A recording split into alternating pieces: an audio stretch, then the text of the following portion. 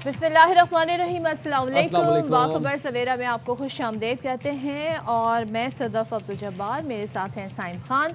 आज हम बात करने जाएंगे, आगाज़ करेंगे सबसे पहले अमरीकी सदर डोनाल्ड ट्रंप का जो दौरा अमरीका है उसके बड़े ज़बरदस्त मनाजिर सामने आ रहे हैं। अब से कुछ दौरा चीन, अमरीकी सदर दौरा चीन पर है तो वहाँ पर जी मनाजिर आ रहे हैं सामने ज़बरदस्त। चीनी हम मनसब शी जिनपिंग से उनकी मुलाकात हुई है। अभी कुछ देर पहले हमने देखा था कि वहाँ पर बाकायदा तौर पर ये मीडिया टॉक भी नज़र आई। चीन के साथ कहते हैं डोनाल्ड ट्रंप साहब बेहतरीन ताल्लुकात चाहते हैं, मुआहदे की तरफ हैं और चीन के साथ मिलकर हमने कई मसाइल हल कर लिए हैं। तो ये इम्पॉर्टेंट इट्सेल्फ बड़ा इम्पॉर्टेंट स्टेटमेंट इन्होंने दिया है, क्योंकि जो ज़ाहिर है तमाम तर इस खत्ते में जिस सूरत हाल एक बनी हुई है वो ईरान अमरीका तनाज़े के बाद, बल्कि जंग के बाद, तनाज़ा कहना तो इससे गलत होगा, और आबनाए हुर्मुज़ के बंद होने से, मईशत के हिट होने से, ग्लोबली जो ऑयल प्राइस हैं, जो ऑयल मार्केट है उसके ऊपर जो तबाहकुन असरात हुए इस जंग के। तो अगर डोनाल्ड ट्रंप साहब बैठ कर चाइना से बात कह रहे हैं कि चीन के साथ मिलकर कई मसाइल हल करें, आई वाज जस्ट वेटिंग कि चीनी सदर इस हवाले से इजहार ख्याल करते तो हमें आइडिया होता कि क्या वाक़यतन मुआहदे पर मामला गया है कि नहीं। ये आप अगर ज़रा मनाजिर देखें अपनी टीवी स्क्रीन्स पर, कितने अच्छे बच्चे बन के, कितने शरीफ बच्चे बन के बैठे हुए हैं। और बल्कि डोनाल्ड ट्रंप ने कल ये बात एक्सेप्ट भी की कि China is a super power. More over Donald Trump अपने साथ वो जो एक पूरा अपना टोला लेके गए हैं जिसमें इलॉन मस्क हर जगह जाके अपना फ़ोन निकाल लेते हैं। He is quite viral on social media, बड़ी मार्केटिंग कर रहे हैं, उनकी अपना भी फ़ोन आने, उन सबकी आंखें खुल गई, वो दंग रह गए आर्किटेक्चर देख के, टेक्नोलॉजी देख के। मैंने वीडियो देखी, मार्को रूबियो सेक्रेटरी खारजा जो है इनके, वो थे और वो पीट हेगसेथ को जो वॉर मिनिस्टर हैं उनको दिखा रहे थे रूफ पे क्या काम हुआ है। तो वो अमेरिकन मीडिया जो है इस पर काफ़ी ज़्यादा तनकीद कर रहा है कि ऐसे गए जैसे इन्होंने कभी इस तरह का आर्किटेक्चर, कभी इस तरह की बिल्डिंग्स, कभी ऐसी डेवलपमेंट नहीं देखी है। सो आई थिंक वो काफ़ी इम्प्रेस हुए हैं, बहुत इम्प्रेस्ड हैं। और वो इलॉन मस्क तो बाकायदा फ़ोन की वीडियोस बना रहे थे और पूरा 360 घूम रहे थे। ये जैसे अभी बात कर रही थी, ये देखें, ये आप पीट हेगसेथ को बुला रहे हैं, सीलिंग चेक करा रहे हैं उनको, सीलिंग दिखा रहे हैं ऊपर कि क्या इन्होंने आर्किटेक्चर बनाया हुआ है, या तो लाइट्स दिखा रहे हैं, सीलिंग्स दिखा रहे हैं। और पीट हेगसेथ जो कि अपने आप को हमेशा बताते हैं इज़ अ टफ गाय, और जिस तरह की उनकी बॉडी लैंग्वेज होती है वो भी सर उठाकर देख रहे हैं कि भाई क्या ही बात है। फिर शी जिनपिंग से कहते हैं ना, जब उनसे मुसाफा हो रहा था तो उस वक्त भी हमने देखा पीट हेगसेथ जो है उनकी बॉडी लैंग्वेज बड़ी डिफरेंट थी। अमूमन जो आकर एक दबंग स्टाइल से बात करते हैं, और इससे सब पता है क्या नाम दे रहे हैं, इसको नाम दे रहे हैं शी जिनपिंग इफेक्ट। उनकी पर्सनालिटी का इफेक्ट ऐसा है कि भाई सामने वाला बड़ा इम्प्रेस हो जाता है। बड़े काम हो गए हैं, बड़े रिलैक्स नज़र आ रहे हैं सारे। दूसरी बात ये है कि वो जो ट्रंप का और शी जिनपिंग का जो मुसाफा था वो उसके बड़े दिलचस्प मनाज़िर थे, क्योंकि आपको पता है डोनाल्ड ट्रंप जब हाथ मिलाते हैं किसी से तो वो अच्छा खासा उनका एक स्टाइल है ख़ास हाथ मिलाने का। लेकिन वो जनाब उन्होंने जब शी जिनपिंग से हाथ मिलाया तो बड़े आजिज़ी इनकसारी के साथ उनके हाथ को ऐसे ऐसे पैट करते रहे। तो मतलब ये हमें नज़र आ रहा है कि जब दो सुपर पावर्स मिलती हैं तो फिर वो क्या मनाजिर होते हैं। और डोनाल्ड ट्रंप वो जो कि सिविलाइजेशंस ख़त्म करने की बात करते हैं, उड़ाने की, बम मारने की, और बढ़के मारते हैं, कितने अच्छे बच्चे बढ़के मारती है। चलें जी, तो इनकी बढ़के भी आप तक हम पहुँचाते रहेंगे। अभी तो फ़िलहाल ऐसा कोई सिलसिला नहीं, ट्रूथ सोशल भी खामोश है, तो उस तरह की हमें ट्वीट्स भी नहीं मिल रही जो पिछले दिनों लगातार चली आ रही थी। अच्छा जनाब, आ जाते हैं कुछ आपको ज़रा पड़ोसी मुल्क, एक पड़ोसी हमारा अच्छा मुल्क है चाइना, दूसरा हमारा एक पड़ोसी मुल्क है भारत, जो कि हमेशा जी पाकिस्तान के ख़िलाफ़ कुछ ना कुछ महाज उसने बनाया हुआ होता है। तो तर्जुमान दफ्तर खारजा का कहना है कि भारत में मुज़ाकरात से मुताल्लिक़ उठने वाली आवाज़ें मस्बत पेशरफ्त हैं, क्योंकि एक बड़ा स्टेटमेंट आया था भारत की जानिब से जिसमें कहा गया था कि पाकिस्तान से ताल्लुकात बनाने चाहिए। तो वही कहते हैं जी तर्जुमान जो पाकिस्तान के दफ्तर खारजा, उनकी तरफ से कहा गया कि हम इन आवाज़ों पर भारतीय हुकूमत के मस्बत रद्द-ए-अमल के मुंतज़िर हैं। किसी ट्रैक टू या बैक टू राब्तों का इल्म नहीं है। पाकिस्तान से दिफा और सिफारती मैदान में बदतरीन शिकस्त के बाद भारत की अकल ठिकाने आ ही गई। और भारतीय इंतहा पसंद जमात जो कि RSS है, उसने यू टर्न लिया है, पाकिस्तान से मुज़ाकरात की हिमायत भी कर दी है। अब RSS के जनरल सेक्रेटरी ये कहते हैं कि भारत को हमेशा पाकिस्तान से मुज़ाकरात के लिए तैयार रहना चाहिए, दरवाजे बंद नहीं करने चाहिए। और जनाब ये तो मतलब फिर वही बात है ना कि एक दफ़ा जब आपकी सबसे बड़ी बात ये कि बात कांग्रेस नहीं कह रही है, ये बात RSS कह रही है, जिनका थ्रू आउट एजेंडा, जिनकी पॉलिटिक्स, जिनकी पार्टी का नज़रिया है जी एंटी मुस्लिम, اینٹی پاکستان ہیں وہ لوگ، مبنی ہندوتوا کو آگے بڑھاتے ہیں، اور انہی لوگوں نے آ کر اس کہتے ہیں نا ایک تعلقات جو بہتر ہو سکتے تھے اس کو یہاں تک پہنچایا ہے۔ پھر کشمیر میں جو کچھ انہوں نے کیا 2019 میں، جس طریقے سے ان کے حقوق مزید سلب کیے، تو اس میں ان کی جماعت کا بڑا رول ہے، اس RSS کا بڑا رول ہے، اس کا انفلوئنس بہت ہے۔ اب یہ یو ٹرن، یہ تو بہت بڑا یو ٹرن ہے، بہت بڑا یو ٹرن ہے۔ یو آر سو رائٹ کہ اس جنگ کے بعد عقل ٹھکانے جی ویسے جی آئی۔ جی جی جب گھی جو ہے وہ سیدھی انگلیوں سے نہیں نکل رہا ہو تو پھر انگلی ٹیڑھی کرنی پڑتی ہے، اور ٹیڑھی انگلی سے کچھ لوگوں کو سمجھ میں آتی ہے۔ بات کر لیں گے اسی حوالے سے ماہر قومی سلامتی امور سید محمد علی صاحب ہمارے ساتھ موجود ہیں۔ Thank you very much Syed Muhammad Ali sahib, آپ نے پروگرام کے لیے وقت نکالا۔ RSS کی جانب سے یہ بیان آنا کہ مذاکرات کے دروازے کبھی بند نہیں ہونے چاہیے، پاکستان کے ساتھ مذاکرات کے لیے انڈیا کو ہمیشہ ریڈی رہنا چاہیے، اور وہ RSS جو کہ ہندوتوا اور مودی کی BJP کی فاشسٹ پالیسیز کے اوپر چل رہا ہے، اور مسلمانوں کے اوپر اسلاموفوبیا پر مبنی ہیٹ پھیلا رہا ہے، ڈیوائڈ پھیلا رہا ہے، کشمیریوں کے ساتھ کیا کر رہا ہے، اور جو ایتھنیسٹیز ہیں بھارت میں کرسچنز ہو گئے ان کے ساتھ کیا کر رہا ہے، یہ تو بہت بڑا بیان ہے۔ یہ یو ٹرن کیوں، کیسے آئی یہ ٹرانزیشن؟ بہت شکریہ۔ دیکھیے میں سمجھتا ہوں کہ RSS کے ساتھ ساتھ جو حال ہی میں بھارت کے جو سابق آرمی چیف ہیں انہوں نے بھی یہ کہا ہے کہ پاکستان کے ساتھ مذاکرات دوبارہ شروع کرنے چاہیے، تو میں ایک پاکستانی کی حیثیت سے اس کو ایک خوشائند پیش رفت سمجھتا ہوں، لیکن میں سمجھتا ہوں کہ اس کو ابھی فوری طور پر یو ٹرن سمجھنا شاید پری میچور یا قبل از وقت ہوگا، کیونکہ دیکھیے بات دراصل یہ ہے کہ پچھلے تقریباً آپ 28 سال کی تاریخ دیکھیں اس خطے کی، تو بنیادی طور پہ بھارت کی سیاسی جو اس کا نظام ہے اس میں بھی بڑی بنیادی تبدیلی آئی، اور جس طرح آپ نے بالکل صحیح کہا کہ ان کے پوری سوچ، نظریہ، پالیسی، دفاعی پالیسی، خارجہ پالیسی، ڈومیسٹک پالیسی، وہ اسی نفرت اور تنگ نظری کی ترجمانی اور عکاسی پر مبنی رہی ہے۔ تو اگر ان کی سوچ میں کوئی تبدیلی آئی ہے یا انہوں نے مذاکرات کا ایک اندیا دیا ہے، تو یقینی طور پہ میں سمجھتا ہوں کہ یہ پاکستان نے پچھلے ایک سال میں جو بھارت کو عبرتناک شکست دی ہے معرکہ حق کے دوران، اور پھر ان کے جو سپانسرڈ دہشت گرد تنظیموں کو ہم نے سخت نقصان پہنچایا ہے، اور ان کے ٹھکانوں کو افغانستان میں نقصان پہنچایا ہے، میں سمجھتا ہوں وہ شاید اس کا اعتراف ہے۔ لیکن اصل بات جو ہے وہ یہ ہے کہ دیکھنا یہ ہے کہ دیکھیں بھارت جو ہے مذاکرات اگر کرنا بھی چاہتا ہے تو بڑی یہ خوشائند بات ہے، اور ہم تو ہمیشہ سے کہتے رہے ہیں کہ ہم پاکستان اور بھارت کو تمام حل طلب مسائل کو مذاکرات اور عالمی قوانین اور UN قراردادوں کے تحت خصوصاً مسئلہ کشمیر کو حل کرنا چاہیے، لیکن دیکھنا یہ ہے کہ کیا مذاکرات کے ساتھ ساتھ بھارت جو ہے دہشت گردی کی جو اتنے بڑے پیمانے پہ پشت پناہی TTP، BLA، مجید بریگیڈ، داعش وغیرہ کی کر رہا ہے، کیا اس پہ بھی وہ نظر ثانی کرے گا؟ کیا پاکستان کو فیک نیوز اور ڈس انفو لیب کے ذریعے سے عالمی سطح پہ جو بدنام کرنے کا ایجنڈا ہے اس پہ بھی نظر ثانی کرے گا؟ عالمی سطح پہ پاکستان پہ معاشی دباؤ ڈالنے اور ڈپلومیٹک آئسولیشن کی جو اس کی کوششیں ہیں کیا اس پہ بھی وہ نظر ثانی کرے گا؟ اگر حقیقت میں اس کی پالیسی میں بھی ساتھ ساتھ تبدیلی آتی ہے تو پھر یہ اس بات کو میں زیادہ سنجیدگی سے لوں گا کہ یہ جو سگنل ہے یہ خالی مطلب ایک پبلک ایک PR ایکسرسائز نہیں ہے، بلکہ وہ پالیسی میں تبدیلی بھی چاہتے ہیں۔ اور آخری بات آپ دیکھیں ایون ان کی تنگ نظری کی تو حالت یہ ہے کہ جناب ہمارے کرکٹرز کے ساتھ جو ہے ان کا کیا برتاؤ رہا ہے، تو اگر وہ ان کو حقیقت سمجھ میں آ گئی ہے، پاکستان کو انہوں نے نظریاتی طور پہ تسلیم کر لیا ہے ایز اے پیئر ایکول، اور ایک عزت، احترام، خود مختاری اور عالمی قوانین کے مطابق، عالمی قراردادوں کے مطابق وہ مسئلوں کو حل کرنا چاہتے ہیں، تو ڈیفینیٹلی پاکستان اس کو ویلکم کرے گا۔ ورنہ اگر basically India needs to walk the talk, ورنہ صرف یہ الفاظ جو ہیں میں ان کو ویلکم تو کرتا ہوں، لیکن میں اسکیپٹک ہوں کہ کیا وہ اپنی پالیسیوں پہ بھی نظر ثانی اگر کریں گے تو پھر انشاءاللہ یہ خطہ امن کی طرف بڑھ سکتا ہے۔ بالکل، ابھی ظاہر ہے یہ تو جسٹ ایک بیان ہے، لیکن یہ بیان اٹ سیلف اس لیے امپورٹنٹ ہے کیونکہ RSS بڑا ڈفرینٹ ایک ریجڈ ان کا پوائنٹ آف ویو ہے اگینسٹ پاکستان. لیکن سید محمد علی صاحب میں یہ جاننا چاہوں گی کیونکہ ابھی یہ بیان آیا ہی ہے اس پر بات وہاں پر انڈیا میں جس طریقے سے ان کا میڈیا ریئیکٹ کر رہا ہے, تو آپ نے ابھی تھوڑی دیر پہلے کہا کہ اس طرح کی باتیں کہہ کے دیکھا جاتا ہے کہ اس کے اثرات, اس کے افیکٹ کیا پڑ رہے ہیں, اس پر تنقید ہو رہی ہے, اسے ایکسیپٹنس مل رہی ہے.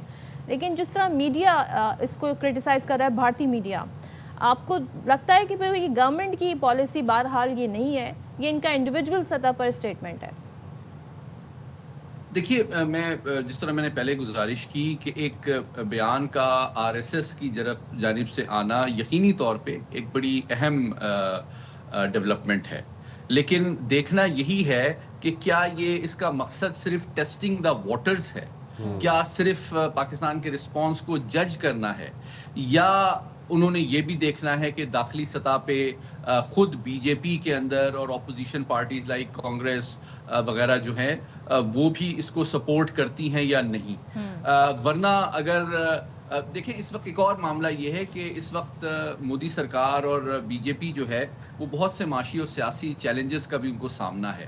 تو کیا وہ اس وقت سیاسی طور پہ اتنی ہمت, حوصلہ, دانش مندی کا مظاہرہ کر سکتے ہیں کہ پاکستان کی جانب اٹل بہاری واجپئی نے جس طرح 2004 میں اسلام آباد کا دورہ کیا تھا اور ایک کمپوزٹ ڈائلاگ کا دور شروع ہوا تھا صدر مشرف کے طور پہ, تو کیا وہ باضابطہ طور پہ اس وقت مودی صاحب جو ہیں وہ اس سوچ کو پالیسی لیول پہ امپلیمنٹ کرنے, تمام پاکستان مخالف پالیسیوں پہ نظر ثانی کرنے اور امن و ترقی کی جانب سفر کا فیصلہ کر چکے ہیں؟ اور اگر وہ کر سکتے ہیں اور کر چکے ہیں تو خوشائند بات ہے, ورنہ صرف ایک بیان دینا اور پالیسیوں پہ حقیقت پسندانہ انداز میں اگر نظر ثانی نہیں ہوتی تو میں سمجھتا ہوں کہ یہ صرف محض الفاظ ہی ہیں.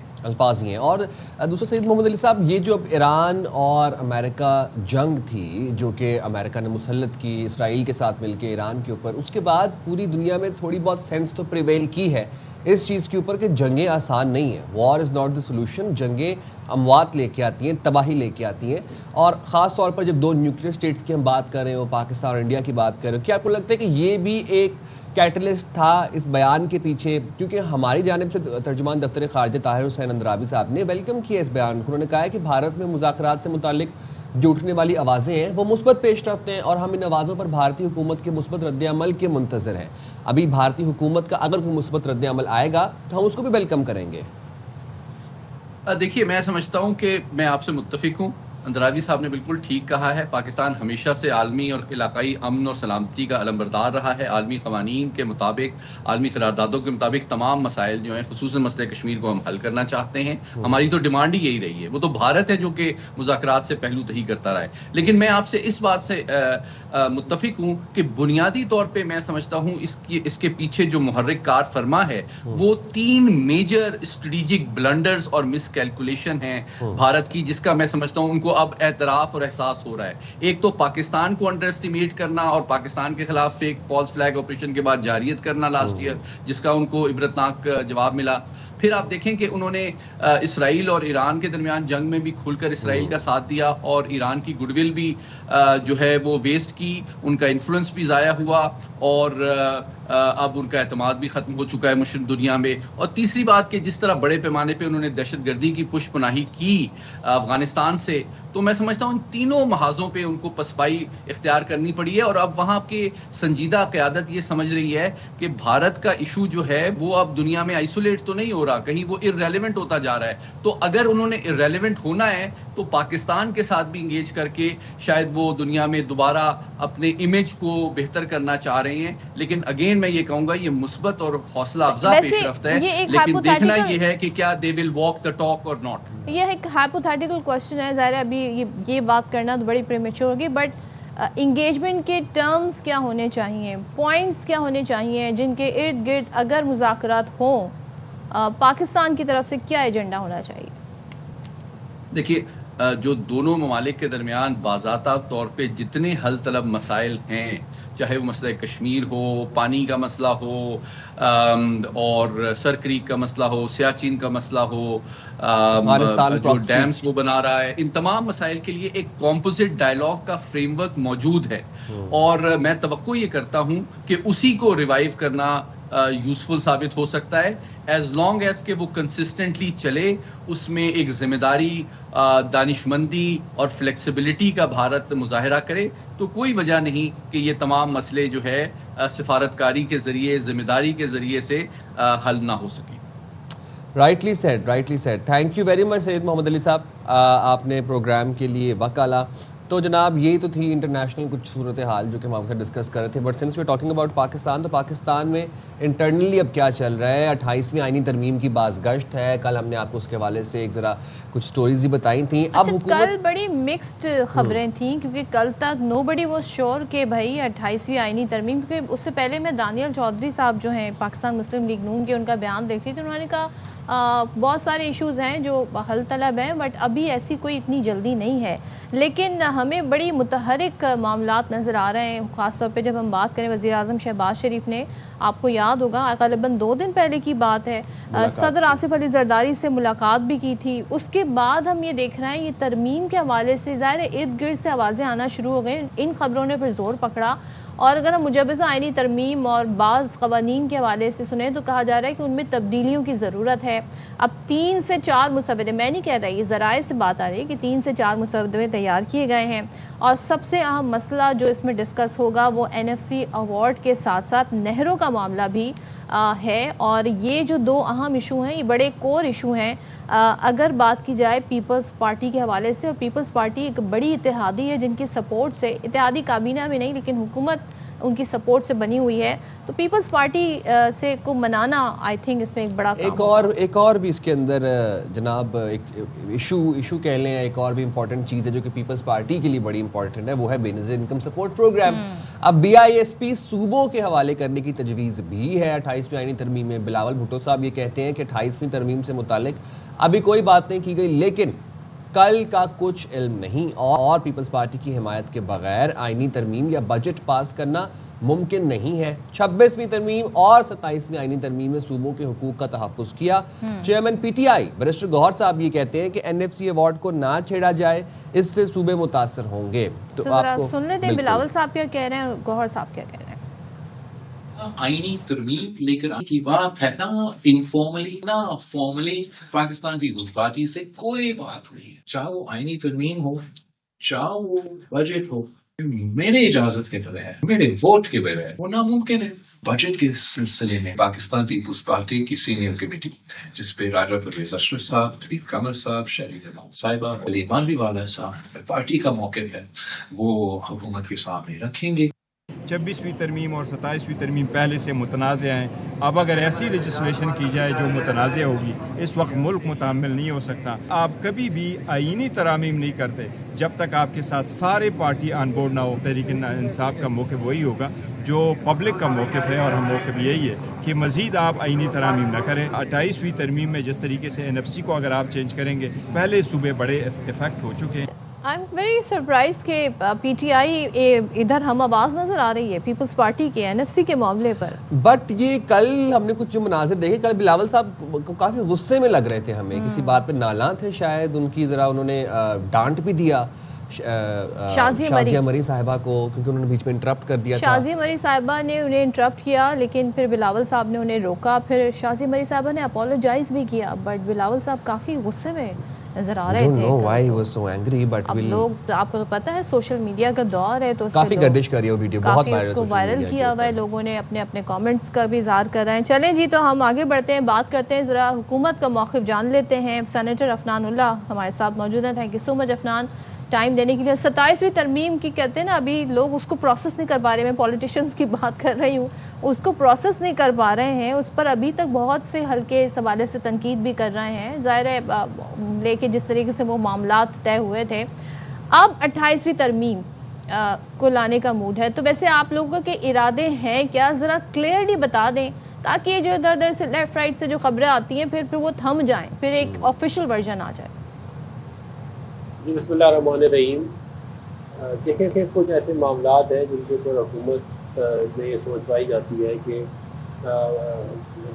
ان چیزوں کو تبدیل کیا جائے، جس کے اندر NFC ایوارڈ سے متعلق کچھ معاملات ہیں. اس کے اندر جو ہے وہ صوبوں سے جو اختیارات ہیں ان کی مزید ڈیلیگیشن لوکل باڈی کے لیول پہ ہے، اس کی بات. اور مختلف جو ہے وہ معاملات ہیں جن کے اوپر بات چیت چل رہی ہے، لیکن ابھی کوئی حتمی معاملہ نہیں ہوا. ابھی یہ ایک انیشل فیزز میں ہے، اور جب تک اس کے اوپر تمام پارلیمانی لیڈر اور بڑی پارٹیاں ایگری نہیں کر جاتی اس وقت تک جو ہے اس کو یہ آپ سمجھ لیں ڈرافٹ فارم میں معاملہ. افنان صاحب، بلاول بھٹو بھی کہتے ہیں کہ 28ویں آئینی ترمیم کے لیے حکومت نے ابھی تک کوئی بات نہیں کی، اور پیپلز پارٹی کے بغیر یہ جو ترمیم ہے 28ویں آئینی ترمیم یہ منظور بھی نہیں ہو سکتی. کیا پیپلز پارٹی کے ساتھ پسے پردہ بیک ڈور کوئی بات چیت، کوئی مذاکرات کیے جا رہے ہیں؟ یہ بالکل بلاول بھٹو صاحب نے ٹھیک فرمایا کہ ان کی مدد کے بغیر جو ہے وہ 28ویں آئینی ترمیم لانا جو ہے وہ ممکن نہیں ہوگا، اور اسی سلسلے میں جو ہے وہ جو بھی معاملہ ہوگا اس کے اندر ہم پیپلز پارٹی کو مشاورت میں رکھیں گے اور ان کو اعتماد میں لے کے آگے چلیں گے. اچھا، اس میں بہت سارے انتظامی معاملات کے حوالے سے بات ہو رہی ہے کہ جو ڈرافٹ ہے اس میں جو چینجز آنی ہے، اب جیسے کہ ہم بات کر لیں NFC ایوارڈ کی بات کر لیں، یا صوبوں سے متعلق جو ایک خبر آ رہی ہے کہ اس پر بھی بات ہو سکتی ہے، تو کیا حکومت بجٹ سے پہلے، کیونکہ ظاہر ہے بجٹ میں بہت ساری ایلوکیشنز کرنی ہوتی ہیں، بجٹ کو پورا ڈسٹریبیوٹ بھی کرنا ہوتا ہے کہ کیسے ہوگا یہ، تو کیا بجٹ سے پہلے ہی ترمیم منظور کرے گی تاکہ بجٹ میں اسی حساب سے پھر وزارتیں اور دیگر معاملات جو ہیں ان کے لیے رقم مختص کی جائے؟ دیکھیں، اس کے اندر کچھ معاملات ہیں ایسے کہ اس کے اندر NFC ایوارڈ جو 28 ترمیم کے بعد ہوا، اس کے اندر جو ڈسٹریبیوشن آف ویلتھ ہے اس کی وجہ سے وفاق اپنا جو بجٹ ہے اس کو بیلنس نہیں کر پاتی، اور ڈیفیسٹ جو ہے اس کے اندر آ جاتا ہے، کیونکہ صوبوں کو حصہ دینے کے بعد پیسے اتنے بچتے نہیں ہیں کہ آپ انٹرسٹ پے کریں اور دفاع کا بھی کریں، پھر بے نظیر انکم سپورٹ پروگرام ہے، پھر وفاقی حکومت کو بھی چلانا ہے. یہ تمام چیزیں جو ہیں وہ ظاہر ہے ایک اس کی وجہ سے کنسسٹنٹ طور پہ ایک بجٹ ڈیفیسٹ آ رہا ہے اور آپ کے لونز بڑھتے جا رہے ہیں. تو ظاہر ہے اب یہ کوئی پروڈنٹ طریقہ نہیں ہے ملک کو چلانے کا. ہونا تو اصولی طور پہ یہی چاہیے کہ ہمیں اپنے ڈیفیسٹ کم کریں، اور جتنے ہمارے کم سے کم ڈیفیسٹ ہو اور جو ہماری آمدنی ہو اسی کے اندر اپنا گزارا کریں. لیکن یہ مسئلہ اس وقت تک حل نہیں ہوگا جب تک تمام صوبے اس کے اوپر بیٹھ کے کسی چیز پہ ایگری نہیں کریں گے. ہم ضرور امید کرتے ہیں کہ یہ مسئلہ ہم اپنے تمام اتحادیوں کے سامنے رکھیں گے، اور پھر جو بھی باہمی مشاورت سے معاملہ ہوا اس کو آگے لے کے چلیں گے. افنان صاحب، NFC ایوارڈ پہ نظر ثانی کیوں ضروری ہے، جبکہ ہمیں یہ پتہ ہے کہ پیپلز پارٹی ایک ریجڈ سٹانس رکھتی ہے NFC ایوارڈ پہ شروع سے ہی، تو کیسے منایا جائے گا پیپلز پارٹی کو؟ آپ کو لگتا ہے کہ یہ کوئی ایزی ٹاسک ہوگا؟ دیکھیے، پیپلز پارٹی جو ہے ان کا موقف اس میں بالکل ہے، اور ان کا موقف یہی ہے کہ وہ نہیں چاہتے کہ صوبوں کا حصہ جو ہے وہ کسی طور پہ بھی کم کیا جائے. وفاق جو ہے اس کو اپنے ذرائع بڑھانے پڑیں گے، مگر اس میں پرابلم صرف یہ آتی ہے کہ اب ہو یہ رہا ہے کہ جو صوبے ہیں وہ امیر ہو گئے ہیں، وفاق غریب ہو گیا ہے، اور کنٹینیوسلی جو ہے اس کی وجہ سے بجٹ جو ہے وہ ڈیفیسٹ کے اندر جا رہا ہے، اور اس ڈیفیسٹ کو پورا کرنے کا کوئی طریقہ نہیں ہے سوائے اس کے کہ آپ جو ہے وہ اور لون لیں، اور پھر جب آپ اور لون لیتے ہیں تو بیسکلی آپ انفلیشن آتی ہے، اور اس کی وجہ سے آپ ذرا اور معاملات آپ خراب ہوتے ہیں. تو ان چیزوں کو ذرا اگر ہم نے اس کا کوئی فکس ڈھونڈنا ہے تو تبھی ہو سکتا ہے جب اس کے اوپر کوئی ایک ایسا سولوشن لایا جائے جس کی وجہ سے فسکل پروڈنٹ ہو ہمارا. یہ نہ ہو کہ ہم جو ہے وہ قرضے لے لے کے اپنے ملک کے نظام کو چلاتے رہیں. تو اس کے لیے جو ہے ہم چاہ رہے ہیں کہ ہم تمام میجر اسٹیک ہولڈرس کو اس کے اوپر آن بورڈ کریں اور اس معاملے کو آگے لے کے چلیں. ٹھیک ہے، تھینک یو سو مچ افنان اللہ صاحب. سینیٹر افنان ہمارے ساتھ تھے. بھائی حکومت مجھے لگتا ہے تیار ہے، بس پیپلز پارٹی کو بنانا باقی ہے. تو جناب ہم بھی تیار ہیں، لیکن ایک بریک کے لیے حاضر ہوں گے. بریک کے بعد اسٹے دے ود اس.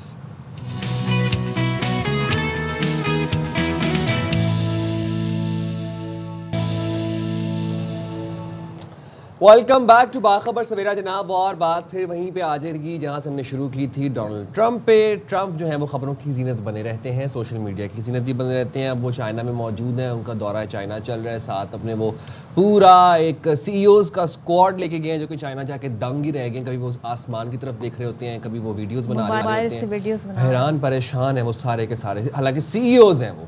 تو جناب امریکہ اور چین کا اب نئے ہرمز کو کھلا رکھنے پر اتفاق ہو گیا ہے. بیجنگ میں صدر ٹرمپ اور شی جن پنگ ملاقات کے بعد وائٹ ہاؤس نے ایک بیان جاری کیا جس میں انہوں نے یہ بتایا کہ دونوں رہنماؤں نے اتفاق رائے کیا ہے کہ ایران کے پاس کبھی بھی جوہری ہتھیار نہیں ہونے چاہیے.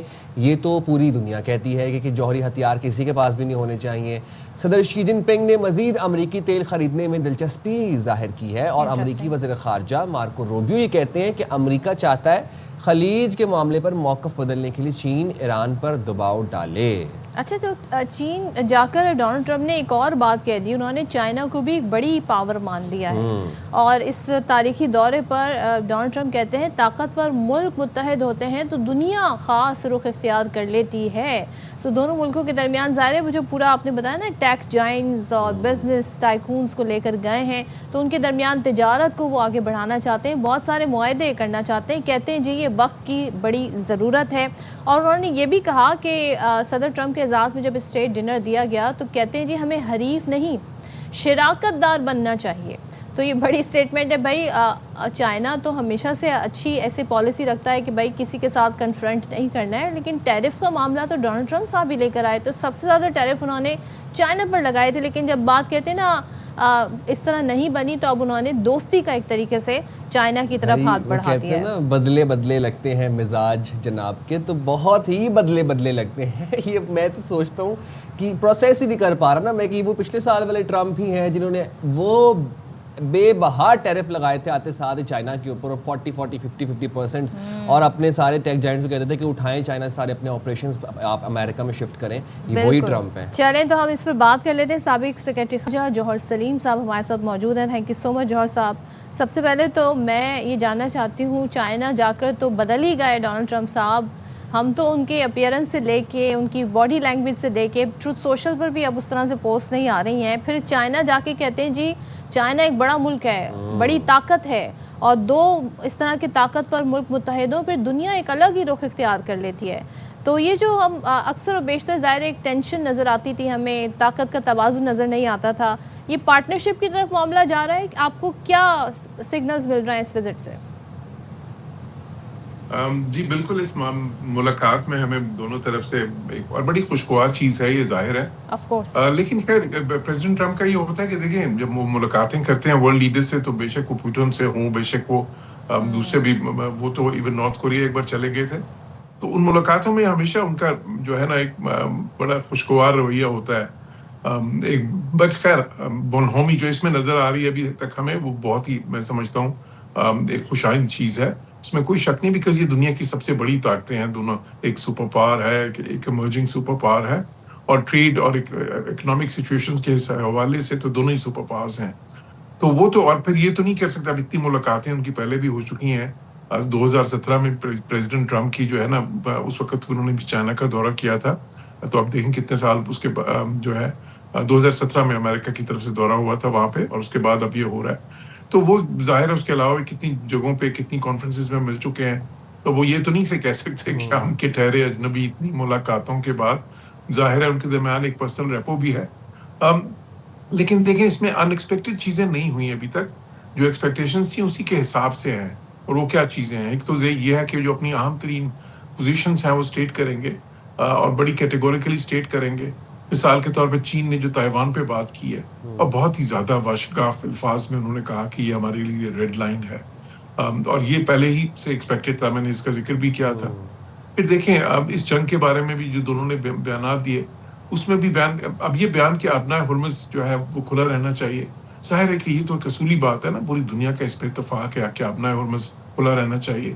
چین کو تو ضرورت بھی ہے اس کی، کیونکہ وہ تو دنیا کا سب سے بڑا کموڈیٹیز کا امپورٹر ہے.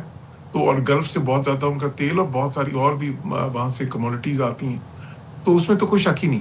لیکن یہ بھی بات ہے کہ چین کبھی بھی، جو میں نے جس طرح کہا تھا کہ ڈپلومیسی وہ میڈیا کے ذریعے نہیں کرتے، تو اس پہ جو اصل بات چیت ہوئی ہوگی ایران کے اوپر ان کی، جس میں کہ زور دیا، ظاہر ہے کہ امریکہ نے زور دیا ہوگا کہ جی آپ اپنا رول پلے کریں.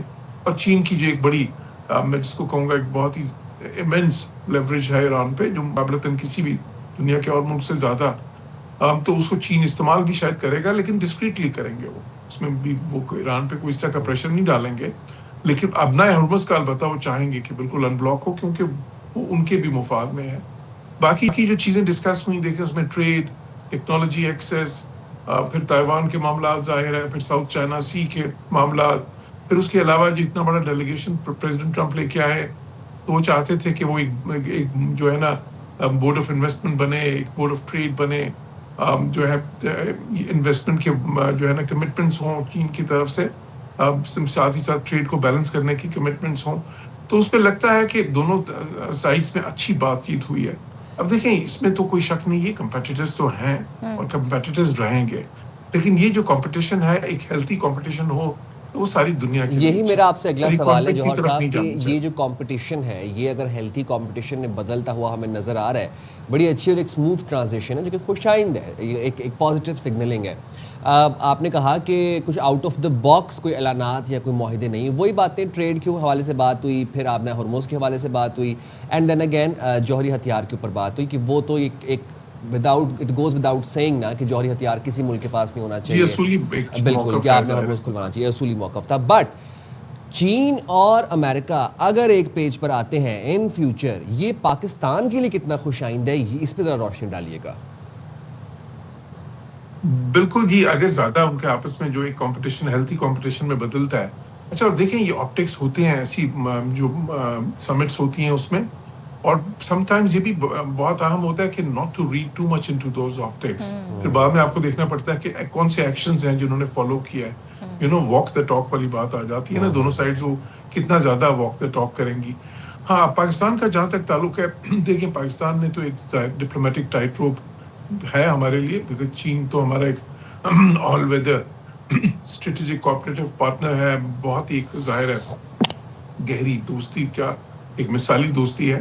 پھر امریکہ کے ساتھ بھی لانگ اسٹینڈنگ ریلیشن شپ ہے اور اس میں بہت ہی اچھے فیز میں ہے, تو اس کو بیلنس کرنا پاکستان کے لیے ہمیشہ ضروری ہوتا ہے. بیلنس کا مطلب یہ نہیں ہوتا کہ دونوں کے ساتھ آپ نے برابری کرنی ہے, کیونکہ دونوں کے جو ریلیشن شپس ہیں دونوں کے ساتھ پاکستان کے, ان کی نوعیت مختلف ہے, تو اس کے حساب سے آپ نے لے کے چلنا ہوتا ہے, لیکن انشور یہ کرنا ہوتا ہے کہ ایک ریلیشن شپ دوسرے پہ امپیکٹ نہ کرے, یہ اس میں اہم ہوتا ہے.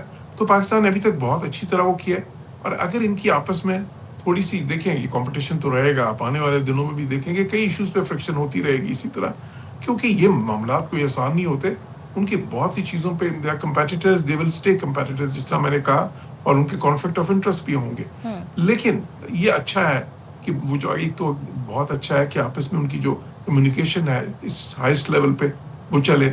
پھر بہت جب معاملات ڈسکس ہوتے ہیں تو اس میں تھوڑی بہت آپ کی پوزیشنز نزدیک بھی آتی ہیں. ایسے ہی ہے. اور پھر پاکستان دیکھیں, پاکستان تو وہ ملک ہے جس نے ان کی دوستی کرائی تھی 1971 میں. پاکستان اس سے پہلے تو یہ آپس میں ان کے ڈپلومیٹک ریلیشنز بھی نہیں تھے. پاکستان نے 71 میں اس میں بہت ہی اہم رول پلے کیا تھا. تو پاکستان تو ظاہر ہے کہ یہ ہمیشہ ہی چاہتا ہے کہ وہ ان کے درمیان ایک برج کا کردار جو ہے پہلے بھی کیا ہے, وہ کردار پاکستان نے ادا ابھی بھی کرتا رہے. اور امریکہ کے فورن جو پالیسی میکرز ہیں جو وہاں پہ اسٹیبلشمنٹ ہے, انہوں نے تھوڑا سا اس چیز کو اب دیکھنا شروع کیا کہ, کیونکہ پہلے تو دیکھیں سارا زور وہ انڈیا کے پلڑے میں ڈال رہے تھے, وہ انڈو پیسفک اسٹریٹجی اور چائنا کی کنٹینمنٹ پالیسی. لیکن ابھی وہاں پہ ایک اویئرنیس یہ بھی آئی ہے کہ دیکھیں بالکل ہی چائنا کو کنٹین کرنے کے چکر میں ہم کوئی بہت ہی زیادہ ایک کانفلکٹ کریٹ نہ کر لیں. تو ہمیں تھوڑا سا جو ہے نا اس پالیسی کو بھی اس طرح رکھنا ہے کہ بالکل ہی وہ ریلیشن شپ جو ہے اس کو اسٹرینگولیٹ نہ کرتے, اور اس میں وہ پاکستان کا رول بھی اہم دیکھتے ہیں آنے والے دنوں میں بھی.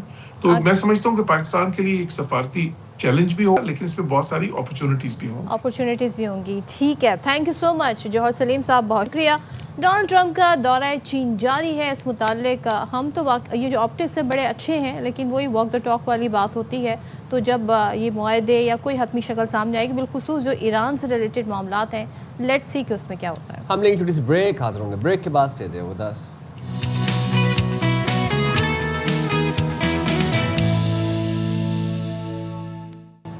Welcome back once again. Karachi میں پچھلے دنوں ایک بڑی گرفتاری ہوئی اور وہ منظر بھی بڑے حیران کن تھے. خاتون کی بات ہو رہی ہے, انمول عرف پنکی کی, اور جو ہم نے ان کو جس طریقے سے واک کرتے ہوئے دیکھا عدالت میں جاتے ہوئے, ایسا لگ رہا تھا پیچھے پولیس ہے, آگے وہ جا رہی ہیں, ان کو لگ رہا تھا پروٹوکول دیا جا رہا ہے. اب انکشافات نئے سامنے آ رہے ہیں اس کیس کے حوالے سے. تو ڈسٹرکٹ ساؤتھ کے اعلیٰ پولیس آفیسر نے ماضی میں درج مقدمات میں مبینہ طور پر پنکی کی مدد کی۔ اب آپ اس سے اندازہ لگا لیں، جو بیچ میں نام بھی آ رہے تھے اور وزیر داخلہ سندھ ضیاء الانجار صاحب بھی کہہ رہے تھے کہ جو انوالو ہوگا، چاہے وہ اس کا تعلق پولیس سے ہو، اس کے اوپر ہاتھ ڈالا جائے گا۔ اچھا، ڈسٹرکٹ ساؤتھ پولیس نے کمزور تفتیش اور ناقص کیسز تیار کیا۔ اب سب یہ سوچتے ہیں کہ پہلے سے اس خاتون پر آلریڈی 10 FIR تھی، تو ہو یہ رہا تھا کہ وہ جو کیس بنائے جا رہے تھے وہ اتنے ناقص اور کمزور کیس بنائے جا رہے تھے کہ جب تک وہ عدالت جاتے تو ان کا کوئی ایسا نتیجہ نہیں نکلتا اور خاتون کو بیل ہو جاتی، تو جس کے باعث پنکی کو 9 مقدمات میں عدالت سے بریت ملی۔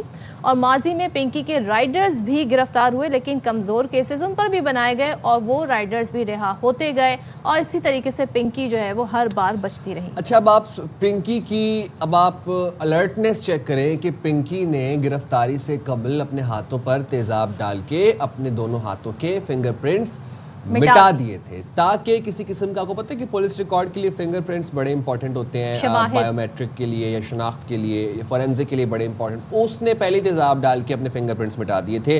پنکی کی پیشی میں جلد بازی کے معاملے پر ساؤتھ زون کے ایک اعلیٰ پولیس افسر کا نام بھی سامنے آیا ہے۔ ANF کے اب ذرا بات کر لیتے ہیں۔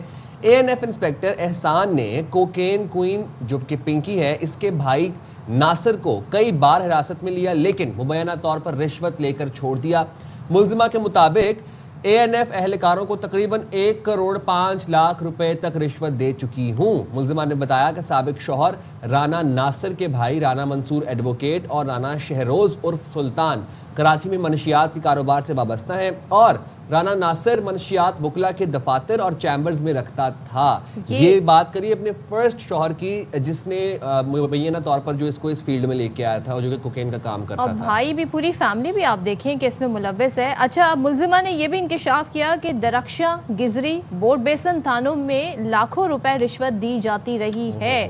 سو یہ رشوت دی جاتی رہی اور اس کے بعد ہم نے دیکھا کہ یہ اپنے کیسز سے بری ہوتی گئی۔ تو مزید کیا انکشافات ہیں اور اس بار کیسا کیس بنایا گیا ہے، اس پر بھی سوال اٹھتے ہیں۔ پھر نذیر شاہ نمائندہ خصوصی ہمارے ساتھ، ان سے بات کرتے ہیں۔ نذیر، ذرا بتائیے گا، اب تو بہت سارے انکشافات آئے، ساؤتھ ڈسٹرکٹ پولیس جو ہے اس کے اوپر بڑے سوال اٹھ رہے ہیں، تو یہ تحقیقات کے دائرے میں آئیں گے پھر؟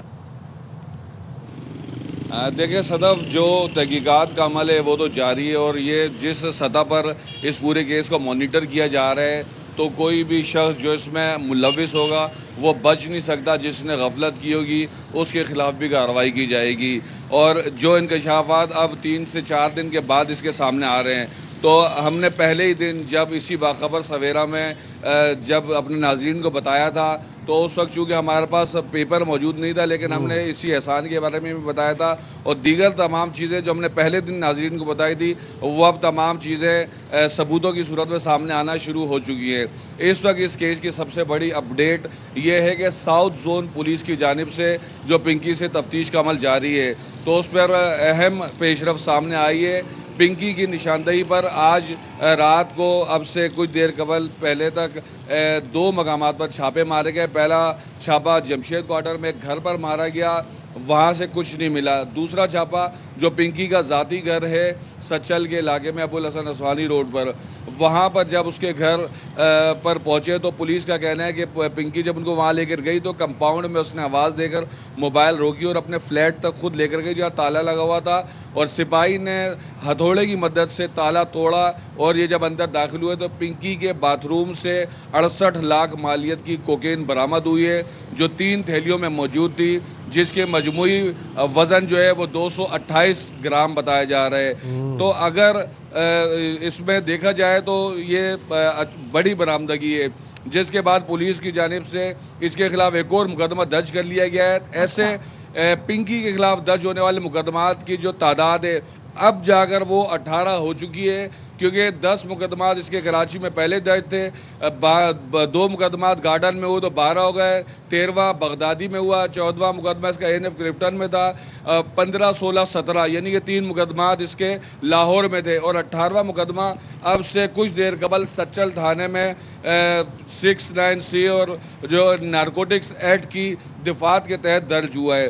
اور جو مسل خان ہے اس کیس کا جو تفتیشی افسر ہے ان کا یہی کہنا ہے کہ جیسے جیسے یہ بتاتی جا رہی ہے ویسے چھاپہ مار کارروائیاں بھی جاری ہیں. ذرا کہ یہ ٹوٹل کتنے پرچے 6(9)C کے تھے اور 302 کا بھی پرچہ ہے اس کے اوپر, اور دوسری بات اب یہ انکشاف بھی ہوا ہے کہ کمزور پرچے کمزور کیس بنایا جا رہا تھا تاکہ جلدی بیل مل جاتی پنکی کو. یہ کیا اس کے کیا بیک گراؤنڈ ہے؟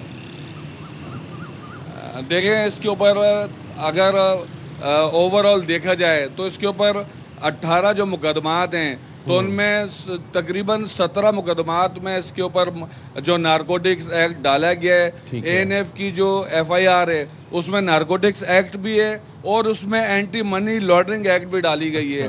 کیونکہ جو ANF کا جو کہنا ہے کہ جب کسی ملزمہ یا ملزم کے خلاف کارروائی کی جاتی ہے منشیات ایکٹ کے تحت غیر قانونی جب وہ کام کرتا ہے تو اس کا بینک اکاؤنٹ چیک کیا جاتا ہے اور ایک اماؤنٹ ہے خاص اماؤنٹ, یعنی کہ لیٹ سپوز اس کے اکاؤنٹ میں 20 سے 25 لاکھ سے اوپر ملے تو اس کو یہ تصور کیا جاتا ہے کہ یہ منی لانڈرنگ ایکٹ ہے تو اس میں وہ سیکشن بھی ڈال دی جاتی ہے تاکہ کیس مزید مضبوط ہو. تو آپ کہہ سکتے ہیں کہ 17 مقدمات میں اس کے منشیات ایکٹ ہے اور اسی ایک مقدمے میں ANF والے میں اینٹی منی لانڈرنگ ایکٹ بھی ہے اور صرف ایک مقدمہ ایسا ہے جس میں 302 کی دفعہ لگائی گئی ہے اور اس میں بھی جو ہے گزشتہ رات اس کی گرفتاری اس کیس میں بھی کر لی گئی تھی.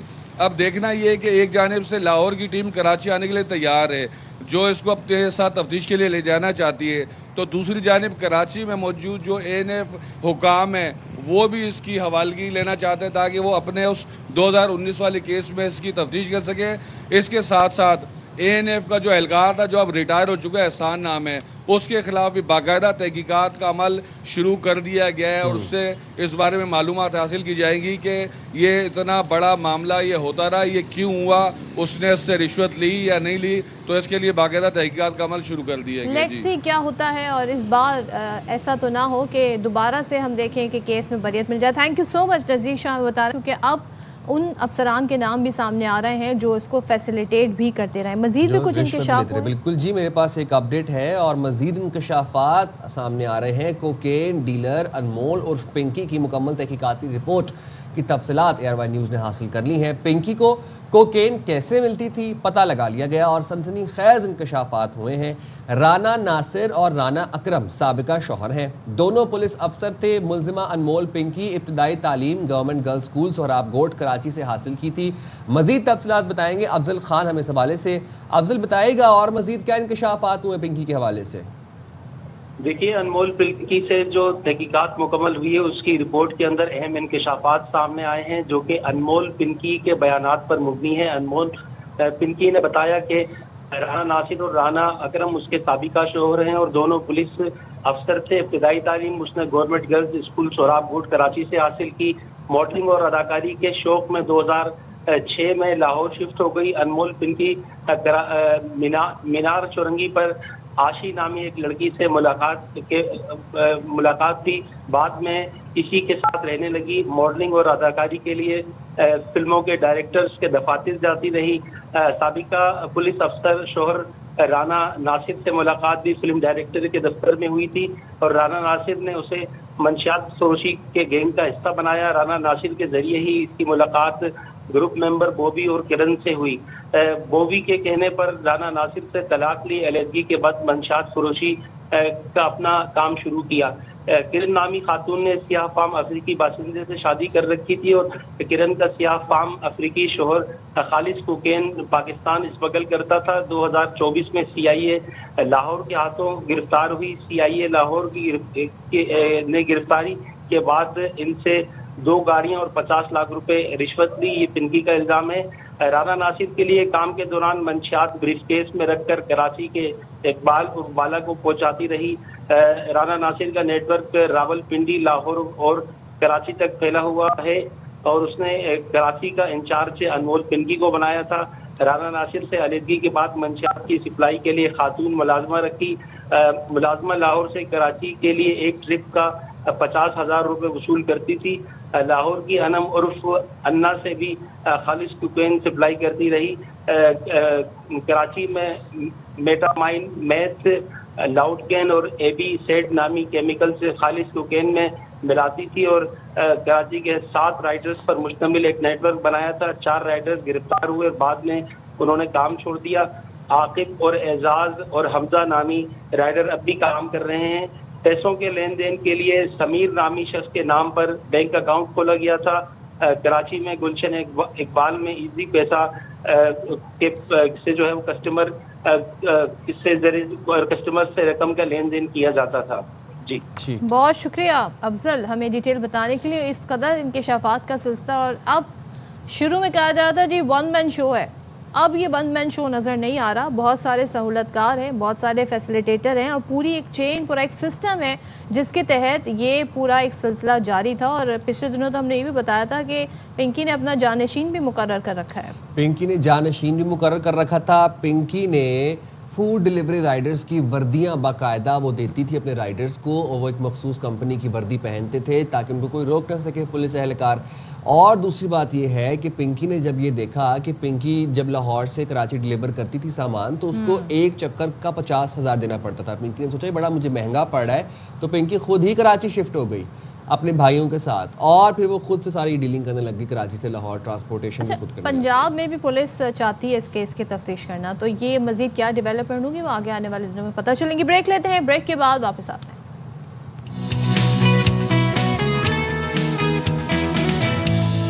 السلام علیکم, welcome back to Bakhabar Savera. جناب ہم آگے آپ کے سویرے کو باخبر بنانے کے لیے, اور باخبر سویرا میں ہم کھیل کی بات نہ کریں یہ ممکن نہیں ہے, تو آپ کو بتاتے ہیں کہ پاک ورسز بنگلہ دیش سیریز چل رہی ہے, اور سیریز بچانے کے لیے بنگلہ دیش کے خلاف دوسرے ٹیسٹ میں پاکستان کے لیے فتح اب لازمی ہو گئی ہے.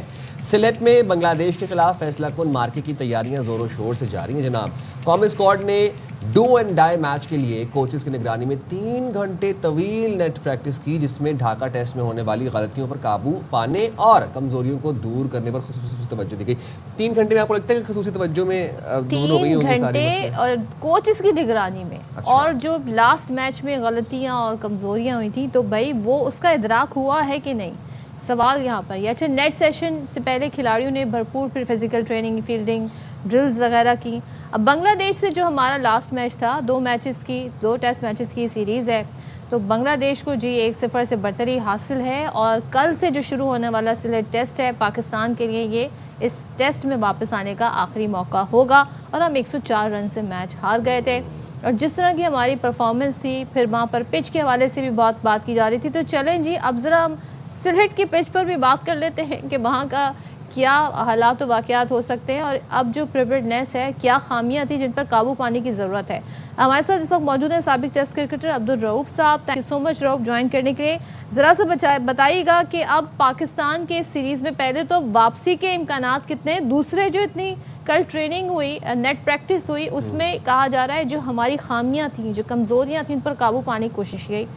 آپ کچھ ہمیں بھی یاد دلا دیں, کیونکہ ہم تو دیکھ رہے ہیں نہ بیٹنگ چلی, نہ بولنگ چلی, نہ فیلڈنگ چلی, اور جو ڈیسیجنس ہے اس پہ بھی بہت سارے سوال تھے, ایون جو سلیکشن ہے اس پہ بہت سارے سوال ہیں. تو اب یہ کیسے واپس آ سکتے ہیں میچ میں؟ دیکھیں بیسیکلی ایشو تو یہ ہے کہ یہ کوئی فرسٹ ٹائم نہیں ہے کہ پاکستان کو بنگلہ دیش نے شکست دی. یا جو آپ کو یاد ہوگا کہ جو بنگلہ دیش پاکستان کے خلاف پاکستان میں ہوم سیریز کھیلا تھا, تو اس میں بھی بنگلہ دیش نے پاکستان کو وائٹ واش کیا تھا. 3 ٹیسٹ میچز میں پاکستان کو شکست ہوئی تھی, اور یہ بہت ہی افسوسناک چیز ہے کہ اب کنزیکٹیو چوتھا ٹیسٹ میچ ہے جس میں پاکستان کو بنگلہ دیش کی ہاتھوں شکست ہوئی ہے. تو اب اپرچونٹی تو ڈیفینیٹ ہوتی ہے کہ ٹیسٹ کرکٹ میں آپ کم بیک کر سکتے ہیں, یا سیکنڈ ٹیسٹ اگر آپ وہ جیتنے میں کامیاب ہوتے ہیں تو آپ کو ایک اور وائٹ واش کا جو سامنا نہیں کرنا پڑے گا, اور ایک سیریز آپ برابر کر سکتے ہیں. مگر اگر اوور آل دیکھا جائے جس طریقے سے ٹیم کی سلیکشن ہوئی ہے تو اس میں بھی مسٹیکس ہیں. آپ کے جو پلیئرز ہیں موسٹلی یہی پلیئرز جو لاسٹ سیریز تھی ان میں کھیلتے رہے ہیں. آپ کے کیپٹن بھی سیم ہیں جن کو کم از کم میرا خیال ہے کہ 15 ٹیسٹ میچز میں شکست ہو چکی ہے. پھر بالرز بھی آپ کے زیادہ تر جو شارٹ فارمیٹ کے بالرز ہیں وہ جو لانگ فارمیٹ ہے ٹیسٹ کرکٹ اس سے ان کی مطابقت نہیں رکھتی ہے. ان کی پیس جو ہے گریجولی بہت زیادہ ڈاؤن ہو چکی ہے. آپ دیکھیں کہ ایون بنگلہ دیش کی ناہید رانا ہے, وہ بہت زیادہ یعنی کہ اٹیکنگ بالر ہے. پاکستان کے بیٹسمین بڑا مشکل کا سامنا ان کے خلاف کھیلنے میں, مگر پاکستان کا کوئی بھی بالر جو ہے وہ اس قابل نہیں ہے کہ بنگلہ دیش جیسے پلیئرز کو بھی وہ مشکلات کا شکار کر سکے. تو ایک تو یہ سلیکشن کے پرابلمز ہیں. फिर जहाँ तक आपने सलट की बात की है तो वो एक मुश्किल पिच होगी, वहाँ पे इतने जो स्पिन बॉलर्स डोमिनेंट पिच होती है सलट की हमेशा से, और जो बांग्लादेश के दो बॉलर्स हैं जिसमें ताजुल इस्लाम है और मेहदी हसन है, उन दोनों ने वहाँ पे 10-10 विकेटें ली हुई हैं। इवन जो ताजुल इस्लाम है वो 2 दफा सलट में 10 विकेटें ले चुके हैं। तो पाकिस्तान को एक बहुत ही टफ सिचुएशन का सामना करना पड़ेगा बांग्लादेश के खिलाफ, और अगर एक अच्छी स्ट्रेटजी ना बनाई तो बहुत मुश्किल का सामना करना पड़ेगा। रऊफ भाई, आपको क्या लगता है ढाका टेस्ट में पाकिस्तान ने कौन सी ऐसी गलतियां की हैं जिन पे पाकिस्तान को काम करने की अब अशद ज़रूरत है, और अगर वो गलतियां दोबारा दोहराई गई तो Pakistan will be out of this series? देखिए, दो चीजें हैं। आपको जब तक आप अच्छी बैटिंग नहीं करेंगे आप टेस्ट मैच नहीं जीत सकते, और फिर जो आपके बॉलर्स हैं उनको भी फ्रंट से लीड करना पड़ेगा। ओवर द ईयर्स आप यही चीज फील कर रहे हैं कि आपके जो बॉलर्स हैं वो डिलीवर करके नहीं दे रहे। आपके जो बॉलर्स हैं उनमें जो एंडोरेंस है उसकी कमी है, उनका स्टेमिना कम है, उनकी स्पीड ग्रेजुअली डाउन हो चुकी है। उनके पास जो रिक्वायर्ड एक सीम एंड स्विंग होती है जो कि टेस्ट क्रिकेट में किसी भी बैट्समैन को आउट करने के लिए एक बहुत ही एक इम्पोर्टेंट वेपन होता है, वो उनकी बॉलिंग से खत्म हो चुकी है। इसी तरह जो हमारे स्पिनर्स हैं, अगर उनके पास ऐसी सलाहियत होनी चाहिए कि वो हर तरह की विकेट पे वो रिजल्ट प्रोड्यूस कर सके। हमने उनको पाकिस्तान में बहुत इजी एक्सेस बना के दी थी, एक टेस्ट मैच के ऊपर दूसरी उसी तरह के पिच पे उनको मैचेस खिलाए थे, तो वहां पे वो रिजल्ट उन्होंने जरूर 1-2 मैचेस में प्रोड्यूस किया, मगर जब वो प्रॉपर ट्रू पिच पे आते हैं वहां पे मुश्किल हो जाता है। इसी तरह जो आपके बैट्समैन है, आप देखें पहली इनिंग में मेहदी हसन ने 4 विकेटें ली हैं जो कि ऑफ स्पिनर थे, तो इसका मतलब है कि स्पिन बॉलर जो ऑफ स्पिनर है वो आपको मुश्किलात का शिकार करता है। और सेकंड इनिंग में आप देखें कि नाहिद राना ने 150 पेस से बॉलिंग की है, 5 विकेटें उन्होंने ली हैं और पाकिस्तान की टीम 150-60 रन पे आउट हो गई। तो इसका मतलब है कि प्रॉब्लम दोनों तरफ से है, ना हमसे स्पिनर्स अच्छा खेले जा रहे हैं, ना हमारे से जो जेन्युइन फास्ट बॉलिंग की पेस है वो हैंडल हो रही है। तो रऊफ, फिर आप हमारे बैटर्स को फिर क्या मशवरा देंगे बैटिंग लाइनअप की, वो अपनी कारकर्दगी कैसे बेहतर बनाएं, हिकमत अमली क्या हो, क्या कुछ चेंजेस होनी चाहिए, कुछ प्लेयर्स के नंबर्स चेंज होने चाहिए? देखिए, बिल्कुल चेंज होनी चाहिए क्योंकि हम बहुत ज़्यादा टेस्ट मैच में डिक्लाइन के शिकार हैं। तीसरा साल है कि हम जो टेस्ट चैंपियनशिप है उसके फाइनल से पहले राउंड से ही हम बाहर हो जाते हैं, फाइनल पहुंचना तो बहुत मुश्किल की बात है। तो इसमें ये है कि अगर आपके ये जो प्लेयर्स हैं, जो फ्रंट लाट है, ये परफॉर्म नहीं कर रही तो फिर आपको इसको बार बार रिलाइज करने की जरूरत नहीं है, आपको यंगस्टर पे जाना पड़ेगा। आपने देखे, आपने अब्दुल्ला फजल को चांस दिया, उसने दोनों इनिंग्स में अच्छा परफॉर्म किया, 50 स्कोर की। आपने अजान अवैस को चांस दिया, उसने पहले इनिंग में सेंचुरी स्कोर की। तो इस तरह एक हुरैरा थे, उनको सिर्फ एक टेस्ट मैच के बाद बाहर कर दिया गया। तो ये जो यंगस्टर्स हैं उनके साथ नाइंसाफी है। और फिर एक दो प्लेयर्स ऐसे हैं जिन्होंने डोमेस्टिक में बहुत अच्छे रन किए हुए हैं, तो मेरा ख्याल है कि अगर उनको भी साथ कंसीडर किया जाता तो रिजल्ट बेहतर हो सकते थे। तो हमें इस चीज में बिल्कुल हिचकिचाहट का शिकार नहीं होना चाहिए कि जो हमारे सीनियर प्लेयर्स हैं अगर उनसे परफॉर्म नहीं हो रहा तो वो बर्डन है टीम पे, उनको साइडलाइन करना चाहिए। और जो यंगस्टर्स हैं जो प्रॉपरली टेस्ट क्रिकेट के फॉर्मेट को सूट करते हैं और फर्स्ट क्लास क्रिकेट में रेगुलर परफॉर्मेंस दे रहे हैं, हमें उनको साथ रखना पड़ेगा। और शान मसूद कैप्टन, उनके बारे में क्या कहिएगा आप? जाहिर है अब तो हर जो क्रिकेट है फॉर्मेट है उसके डिफरेंट कैप्टन हैं, बड़ी एक्सपेक्टेशन उनसे भी थी, लेकिन वो पहली इनिंग में उन्होंने 9 रन बनाए, दूसरी में 2 रन बनाए गालिबन उन्होंने, ये उनका टोटल स्कोर था। तो उनकी कैप्टनसी के कैसे रेट करेंगे आप इस टेस्ट मैच को देखते हुए?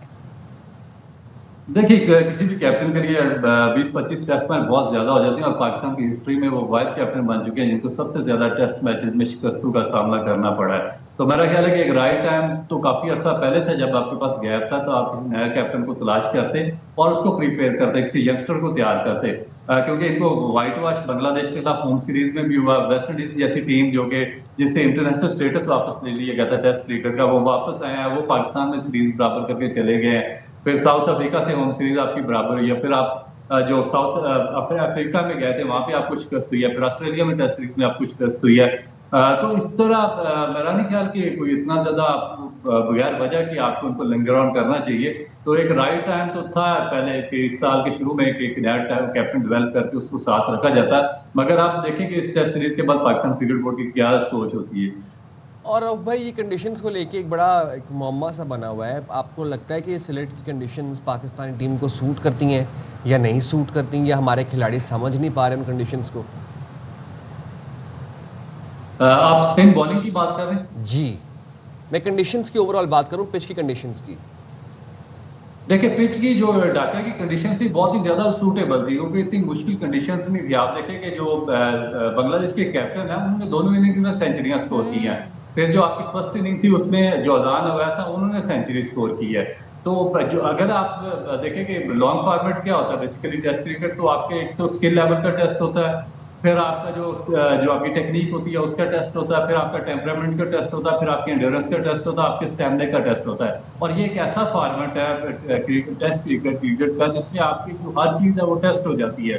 تو ٹیسٹ اسی صورت میں ہوگی جب آپ ایک اننگ میں صرف پرفارم نہیں کریں گے، آپ دوسری اننگ میں بھی آپ اپنے اسٹیمنا کو، آپ اپنے پیشنس کو برقرار رکھتے ہوئے اس میں بھی پرفارم کریں گے. یہ نہیں کہ آپ ایک اننگ میں 300 رنز کر رہے ہیں اور دوسری اننگ میں آپ سے 50 اوور بھی نہیں کھیلے جا رہے ہیں اور 160 رنز پہ آؤٹ ہوتے ہیں. تو اس کا مطلب ہے کہ فالٹ دونوں طرف آ رہی ہیں. دیکھیں کہ پہلی اننگ میں آپ مہدی حسن سے آؤٹ ہوئے ہیں جو کہ آف اسپنر ہے، تو اس کا مطلب ہے کہ جو اندر آتی بال ہے وہ آپ کی ٹیکنیک کو شیٹر کر رہی ہے.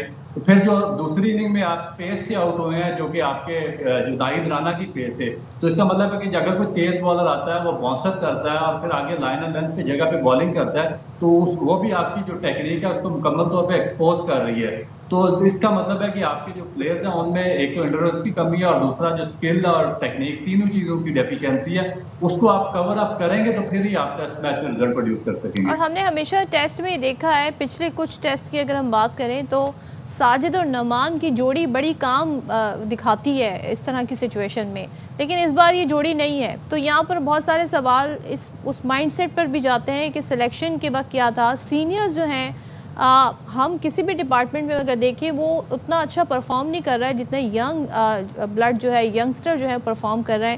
آپ کو لگتا ہے کہ ٹیسٹ میں بھی اب ہمیں ذرا سینئرز کو تھوڑا ریسٹ دینا چاہیے اور پھر ینگ کھلاڑیوں کو لے کر آنا چاہیے؟ دیکھیں یہ جو آپ کا فرسٹ کوسچن ہے نا، یہ بہت ہی ویلیویبل کوسچن اس لیے کہ اس میں آپ نے دیکھا کہ آپ نے مینشن کیا کہ 2 بالر نعمان علی اور ساجد خان کو جو کہ پیچھے پاکستان کی جو جتنی بھی فتوحات ہوئی ہیں اس میں ان کا کردار ہے، انہوں نے آؤٹ کر کے دیا ہے. اور اسپیسیفک اس ڈھاکہ ٹیسٹ میچ میں اگر آپ بنگلہ دیش کے دیکھیں تو ان کے پاس 5 یا 6 لیفٹ ہینڈڈ بیٹس مین تھے، تو وہاں پہ آپ کو آف اسپنر کو ڈیفینیٹ ٹیم کا پارٹ ہونا چاہیے تھا ساجد خان کو، تو آپ نے ان کو ڈراپ کر دیا. اس کا مطلب ہے کہ جو آپ کا مینجمنٹ ہے یا سلیکشن کمیٹی ہے اس کو اس سے یا تو پچ ریڈ نہیں ہو رہی یا پھر جو اپوننٹ ٹیم ہے اس کی جو اسٹرینتھ ہے اس کے مطابق آپ سے اسٹریٹجی نہیں بن رہی.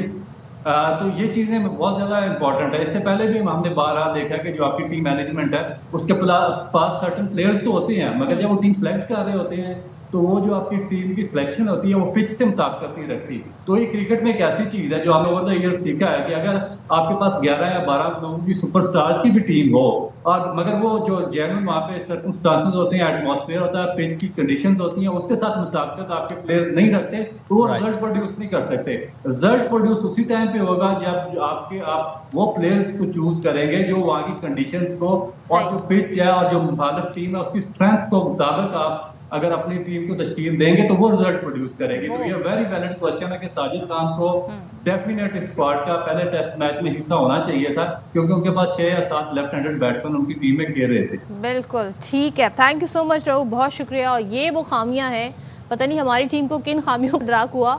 رؤف سے بات کر کے اور ظاہر دیگر جو تجزیہ کار ہیں، پلیئرز ہیں، سپورٹس سے جرنلسٹ ہیں، ان سے بات کر کے آئیڈیا ہوتا ہے کہ ان پر کام کرنے کی ضرورت ہے. اچھا جناب، موونگ فارورڈ اب آپ لوگ ہو جائیں ہوشیار، خبردار پیرنٹس خاص طور پر، کیونکہ قومی اسمبلی نے پاکستان میں پولیو کے خاتمے کے لیے ایک اہم اور سخت قانون کی منظوری دے دی ہے، اور وہ یہ ہے کہ 10 سال سے کم عمر بچوں کو پولیو ویکسین لازمی لگے گی، اور اگر پیرنٹس اس سے انکار کرتے ہیں تو پھر پیرنٹس کے خلاف قانونی کارروائی کی جائے گی. تو پہلے تو یہ حد 5 سال تک تھی، 10 سال کی، اب اسے 10 سال بڑھا دیا ہے. قانونی کارروائی کیا ہوگی یہ ہم آپ کو بتا دیتے ہیں کہ قانون کے مطابق ویکسین نہ ملوانے پر پہلی بار 50,000 روپے اور دوسری بار 1,00,000 روپے تک جرمانہ ہوگا.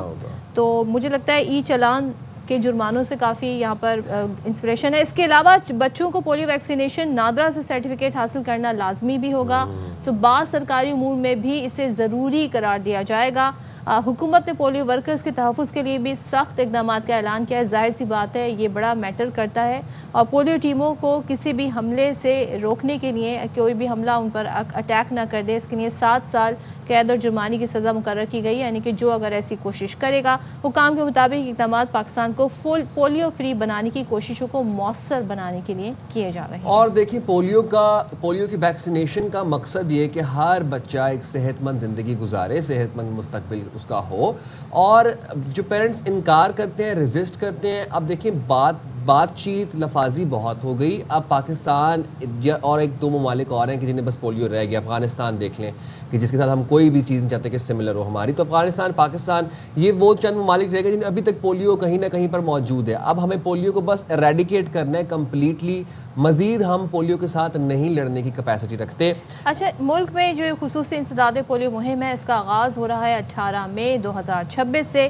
نیشنل ایمرجنسی آپریشن سینٹر کے مطابق ملک کے 79 مخصوص اضلاع میں 18 مئی سے خصوصی مہم شروع کی جائے گی جو 24 مئی تک جاری رہے گی, اور اس دوران جو ہدف ہے تقریباً 1,90,00,000 بچے ہیں ان کو پولیو سے بچاؤ کے قطرے پلائے جائیں گے, جبکہ 1,60,000 سے زائد پولیو ورکرز اس قومی مہم میں اپنی خدمات عوام کو سرو کریں گے. عوام سے یہ اپیل ہے کہ پولیو ورکرز کے لیے دروازے کھولیں اور ہر بچے کے لیے ویکسینیشن کو یقینی بنائیں. بالکل جی, اور اسی حوالے سے ہم بات بھی کر لیں گے. ہمارے ساتھ موجود ہیں secretary general Pakistan paediatrics association professor doctor Mohsina Noor Ibrahim. Thank you very much doctor sahib, آپ نے پروگرام کے لیے وقت نکالا. پاکستان میں پولیو کے کیسز مکمل طور پر ختم کیوں نہیں ہو رہے, کیا مشکلات ہیں اور کیا وجوہات ہیں؟ جی السلام علیکم, کین یو ہیئر می؟ جی السلام علیکم جی, thank you so much for inviting me. This is the most important issue nowadays in Pakistan. Actually پوری دنیا سے, جیسے آپ نے کہا کہ پولیو ایریڈیکیٹ ہو چکا ہے, صرف پاکستان اور افغانستان دو ایسے ممالک ہیں جہاں پر پولیو کے کیسز ابھی بھی رپورٹ ہو رہے ہیں, اور ابھی پچھلے مہینے بنو اور وزیرستان سے بھی کیس رپورٹ ہوا ہے. تو اب پاکستان دنیا میں کچھ دو ممالک میں سے ایک ملک ہے جہاں سے پولیو کی ہم ایریڈیکیشن کرنا باقی ہے, جبکہ دنیا کے ترقی یافتہ ممالک تقریباً 50 سال سے پولیو کو اپنے پاس سے ختم کر چکے ہیں, اور ہماری طرح کے دوسرے ممالک بنگلہ دیش, انڈیا, سب سے پولیو ختم ہو چکا ہے. لیکن ویکسینیشن وہاں پر بھی ابھی جاری ہے تاکہ پوری دنیا ایک ساتھ پولیو کو ختم کر سکے. اب اگر پاکستان اور افغانستان سے پولیو ابھی ایریڈیکیٹ نہیں ہوا تو اس میں کچھ مسائل ہیں جس کی وجہ سے یہ نہیں ہو پا رہا. حکومت اور جو ہمارا جو ویکسینیشن کا سینٹر ہے, نیشنل سینٹر جو ہمارا پولیو کا ہے, وہ اپنی بھرپور کوشش کر رہے ہیں کہ پولیو کو ایریڈیکیٹ کیا جا سکے. اس سلسلے میں وقتاً فوقتاً پولیو کی کیمپینز ہوتی ہیں جس میں پولیو کے قطرے پلائے جاتے ہیں, اور یہ کیمپین اس لیے ایک ساتھ کرنا ضروری ہوتی ہے تاکہ ایک وقت میں سارے بچوں کو پولیو کے قطرے دیے جائیں اور سارے بچے ایک وقت میں پولیو سے ویکسینیٹ ہو جائیں, ان کی قوت مدافعت بہتر ہو جائے. اگر آپ کے بچے کو ایک بار پولیو مل بھی چکا ہے, پولیو کے قطرے دیے بھی جا چکے ہیں, تو آپ کو دوبارہ پولیو کے قطرے اسے دینے ہیں تاکہ اس کی قوت مدافعت مزید مضبوط ہو. کہ وہی پولیو کے قطرے ہیں جو کہ دنیا بھر میں 200 ممالک میں پلائے جا رہے ہیں, اور یہ کوئی نئی چیز نہیں ہے. جی بولیں ڈاکٹر صاحب, ایج لمٹ 10 سال کر دی گئی ہے, تو ذرا سا یہ بتائیے گا ایسا کیوں کیا گیا ہے؟ پہلے تو 5 سال سے کم عمر بچے جو ہیں ان کے لیے ویکسینیشن پر زور دیا جاتا تھا, پولیو کے قطرے پر زور دیا جاتا تھا, اور کتنی بار پولیو ویکسینیشن ہو یا پولیو کے قطرے پلائے جائیں تو پھر کہا جائے گا جی یہ فلی ویکسینیٹڈ ہے یہ بچہ؟ دیکھیں, اس لیے یہ بار بار مہم ہوتی ہے کہ کچھ بچے ہر مہم میں پولیو سے ویکسینیٹ نہیں ہوتے, وہ پولیو وائرس ایکسپریٹ کرتے رہتے ہیں, اور یعنی باقی بچوں کو وہ پولیو دینے کی صلاحیت رکھتے ہیں, جو اسپیشلی وہ بچے جن کو ویکسینیشن نہ ہوئی بھی ہو. تو اس سال گورنمنٹ نے پولیو کی جو عمر کی حد ہے اس کو بڑھایا ہے, یعنی کہ 10 سال تک کیا ہے, کیونکہ اس کی وجہ 2-3 ہیں. ایک تو یہ کہ کچھ بچے 5 سال کی عمر تک ان کو ایک قطرہ بھی نہیں پلایا جاتا, ان کو ہم 5 سے 10 سال تک لے کر گئے تاکہ ان کو پولیو کے قطرے مل جائیں, اور وہ پولیو کی وائرس ایکسپریٹ کرتے رہتے ہیں. جن کو نہیں ملے ہوتے وہ 5 سال سے بڑے ہو جاتے ہیں. تو اسی لیے مہم کی عمر زیادہ کی گئی ہے تاکہ پولیو, اگر وہ بچے بھی جو 5 سال سے بڑے ہیں وہ پولیو وائرس ایکسپریٹ کر رہے ہیں تو ان کو بھی کور کیا جا سکے, ان کی قوت مدافعت کو بھی بہتر کیا جا سکے. اس کے علاوہ جو حکومت نے اس دفعہ ایک اور بہت اہم اقدام کیا ہے وہ FIPV یعنی فریکشنل انجیکٹیبل پولیو وائرس کی ویکسین لگائی جا رہی ہے, جو کہ پوری دنیا میں اب پولیو کے قطروں کے علاوہ انجیکٹیبل پولیو وائرس کی ویکسین بھی دی جاتی ہے تاکہ قوت مدافعت مزید مضبوط ہو اور ہم پولیو کی ایکسپریشن کو کم سے کم کر سکیں اور اس کی سرکولیشن کو کم سے کم کیا جا سکے. تو یہ 5 سے 10 سال عمر بڑھائی گئی ہے تاکہ مزید بچوں کو کور کیا جا سکے, اور پولیو کی جو وائلڈ وائرس کی پولیو کی جو سرکولیشن ہے اس کو سٹاپ کیا جا سکے. رائٹ, کچھ سٹیٹس اینڈ فیکٹس آپ سے جاننا چاہیں گے. ایک تو یہ بتا دیجئے کہ اس وقت ملک بھر میں مجموعی کیسز کی تعداد کتنی ہے اور یہ گزشتہ برس کی نسبت کتنی شرح زیادہ ہے اس کی, ایک تو یہ بتا دیجئے. سیکنڈلی, کون کون سے علاقے ہیں جہاں سے پولیو کیسز رپورٹ ہو رہے ہیں ابھی بھی؟ دیکھیں 2024 میں 74 کیسز ہوئے تھے اور 2025 میں 31 ٹوٹل کیسز ہوئے تھے, اور اب جو 3 کیسز ابھی تک ہو چکے ہیں. تو پچھلے سال سے کچھ شرح کم جا رہی ہے, لیکن یہ ایک کہتے ہیں کہ ایک لاسٹ مائل اور ایک میراتھن کا لاسٹ مائل ہوتا ہے نا, تو یہ وہی ہے کہ اگر ہم اس دوڑ میں اپنی پوری ایفرٹ ڈال دیں, جس طرح سے میراتھن میں آخری میں ایتھلیٹ تھک جاتا ہے, تو ہم نے تھکنا نہیں ہے. تو مطلب ہمارے پاس ابھی 3 کیسز اس سال کے رپورٹ ہوئے ہیں اور ہم مڈ آف دا ایئر میں ہیں تقریباً. تو اگر اس ویکسینیشن 1-2 جو نیشنل امیونائزیشن مہم ہوتی ہیں ان کے لیے, ان کے اندر ہم اپنے بچوں کو ویکسینیٹ کرائیں, تو ہم انشاءاللہ پولیو کے خاتمے کے بہت قریب ہو جائیں گے. جس طرح کہتے ہیں ایک لاسٹ ہمیں دوڑ ہے جو اچھی سی لگانی ہے, آخری مائل کہتے ہیں May is the month of last mile of marathon of polio. تو اس سلسلے میں یہ گورنمنٹ نے سب نیشنل NIGs جسے ہم کہتے ہیں امیونائزیشن مہمس کا بار بار بندوبست کر رہی ہے. کراچی میں ہو رہا ہے, مین شہروں میں ہو رہا ہے, کیونکہ ادھر جو سیوریج کے سیمپلز پازیٹیو انہی بڑے شہروں میں سے آ رہے ہیں. تو یہاں پر یہ مہم کی جا رہی ہے تاکہ اگین مقصد وہی ہے کہ تمام بچے ایک وقت میں امیونائز ہو جائیں, ایک بھی بچہ نہ بچے, تو پھر امیونائزیشن ہونے سے تو پھر ہم پولیو کے خاتمے کے بہت نزدیک پہنچ جائیں گے. اچھا, آپ نے امیونائزیشن کی بات کی, تو پولیو سے بچاؤ کے 2 طریقے ہیں, ایک تو ویکسین دی جاتی ہے, دوسری قطرے پلائے جاتے ہیں. ذرا سے بتائیے گا دونوں میں فرق کیا ہے؟ دیکھیں, جو اورل پولیو ڈراپس ہیں وہ زیادہ مؤثر ہوتے ہیں, وہ آپ کو پلائے جاتے ہیں, تو آپ کی جو گٹ ہوتی ہے یعنی انٹسٹائن یا آنتیں جو ہوتی ہیں ان کے اندر بھی پولیو وائرس سے لڑنے کی صلاحیت مزید مضبوط ہوتی ہے, اور وہ بچہ فلی امیونائز ہو جاتا ہے, اور اس کی جو قوت مدافعت ہے وہ زیادہ بہتر ہوتی ہے as compare to injectable polio virus vaccine. Injectable polio virus vaccine جو ہے وہ ہم انٹرامسکولر لگاتے ہیں, یہ اوور لیپ ہوگا اور پھر یہ ہم انجیکٹیبل پہ سوئچ ہو جائیں گے. اگین دونوں کا مقصد امیونٹی کو بوسٹ کرنا ہے. سائیڈ ایفیکٹس دونوں کے بالکل نہیں ہیں, کہ وہی ویکسین ہے جو ہم نے بھی پی ہے, اور انجیکٹیبل ویکسین تو پوری دنیا میں لگائی جا رہی ہے, اور جہاں پر پولیو 15-20 سال سے ختم ہو چکا ہے وہاں پولیو کے خطرے نہیں دیے جا رہے, لیکن انجیکٹیبل پولیو وائرس ویکسین جو کہ ایک تحقیق شدہ ویکسین ہے وہ وہاں پر ابھی بھی لگائی جا رہی ہے. تو دونوں چیزیں لگانے کا مقصد پولیو کی امیونٹی کو اور بہتر کرنا, اور آہستہ آہستہ پھر اگر ہمارے پاس پولیو کے کیسز بالکل نہیں آئیں گے تو ہم بھی انجیکٹیبل پہ شفٹ ہو جائیں گے. اور ڈاکٹر صاحبہ, کتنا ضروری ہے والنٹیئرز جو رضاکار ہیں ان کے ساتھ اچھے سے پیش آنا, اچھے سے برتاؤ کرنا, کیونکہ یہ اپنی جان جوکھوں میں ڈال کے سردی, گرمی, دھوپ, چھاؤں, بارش, آندھی, ہر کنڈیشنز میں یہ جاتے ہیں, گھر گھر دروازہ کھٹکھٹاتے ہیں اور بچوں کو امیونائز کرتے ہیں. ان کے ساتھ اچھا رویہ ہونا کتنا امپورٹنٹ ہے؟ جی, آپ نے بہت اچھا سوال کیا. دیکھیں, آج کل کراچی میں اور پورے پاکستان میں شدید گرمی ہے. یہ پولیو ورکرز ایک طرح کے ہمارے فرنٹ لائن وارئرز ہیں. یہ پاکستان کے جو ہم لوگ ڈاکٹرز اور جو دوسری کمیونٹی کا وہ ہمارے فرنٹ لائنرز ہیں, اور دھوپ میں کام کرنا یہ آسان نہیں ہے, یہ ہمارے ہی بچوں کی بہتری کے لیے کام کر رہے ہیں. تو ایک تو سب سے پہلے میں والدین سے ریکویسٹ کروں گی کہ ان کو اپنے گھروں مطلب ان سے لے کر پولیو کے قطرے اپنے بچوں کو پلوائیں. یہ بالکل سیف ویکسین ہے اور پوری طرح سے چیک ہو کر, اور جو جسے ہم کہتے ہیں کولڈ چین مینٹین ویکسین آتی ہے. اس کے علاوہ اگر وہ کوئی اگر اس گرمی میں اگر وہ پیاسے ہوتے ہیں, ویسے ہم نے یہ بھی بندوبست کیا ہوا ہے کہ ان کے لیے کوئی ایسی ایشوز نہ ہوں, تو ان کو اگر وہ پانی کا یا کچھ کہتے ہیں تو وہ بھی آپ لوگ ان کو یہ تو ہمارے بینگ اے مسلم ہمارے لیے یہ ہمارا ایک طریقہ بھی ہے اور ایک روایت بھی ہے کہ ان کو آپ اگر کوئی پانی مانگتا ہے اس گرمی کے موسم میں تو اس کو پلایا جا سکتا ہے. لیکن سب سے امپورٹنٹ یہ ہے کہ پلیز یہ آپ ہی کے لیے اپنی جانیں, اپنی تمام زندگی کی محنت ہم نے بھی اور ان وارئرز نے جو اسپیشلی جو ہمارے ڈور ٹو ڈور آ رہے ہیں, یہ کوئی آسان کام نہیں ہے. تو ان کو ضرور ان سے لے کر پولیو کے قطرے پلوائیں. اور اگر آپ کے جو اسپیشلی اسکولز میں ہم پولیو کے قطرے بھی پلوائیں گے, اور جو انجیکٹیبل پولیو ہے وہ بھی دیے جائیں گے. تو پلیز میں والدین سے گزارش کروں گی کہ دونوں چیزوں کے لیے کوآپریٹ کریں. یہ دونوں چیزیں آپ کے بچے کی صحت, تندرستی اور اس ملک اور قوم کے بچوں کی صحت اور تندرستی کے لیے ضروری ہیں.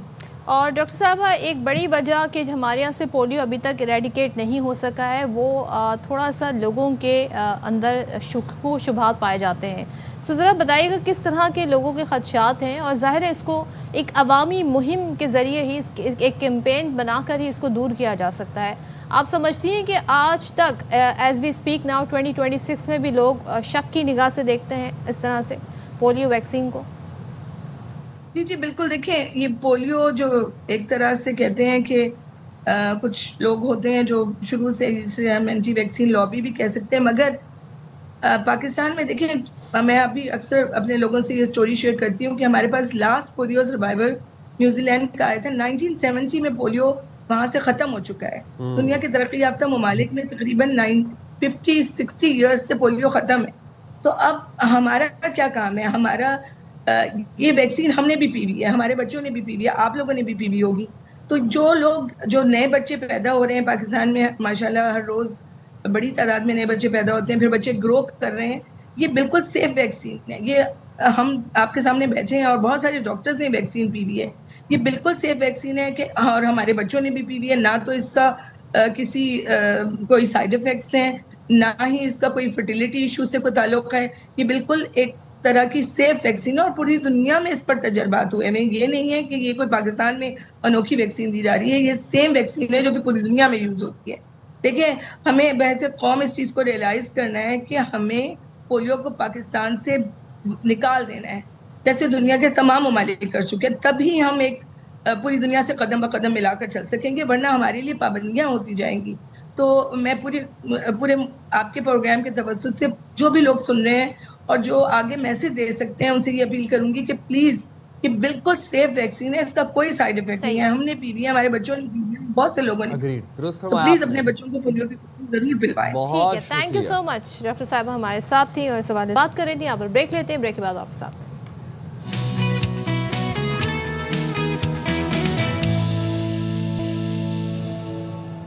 ویلکم بیک جناب. اچھا جی, تو بچوں کے ایگزامز ہو گئے ہیں ختم, اور موسٹلی ہم دیکھ رہے ہیں کہ اسکولز میں بچوں کے ایگزام ختم ہو گئے ہیں.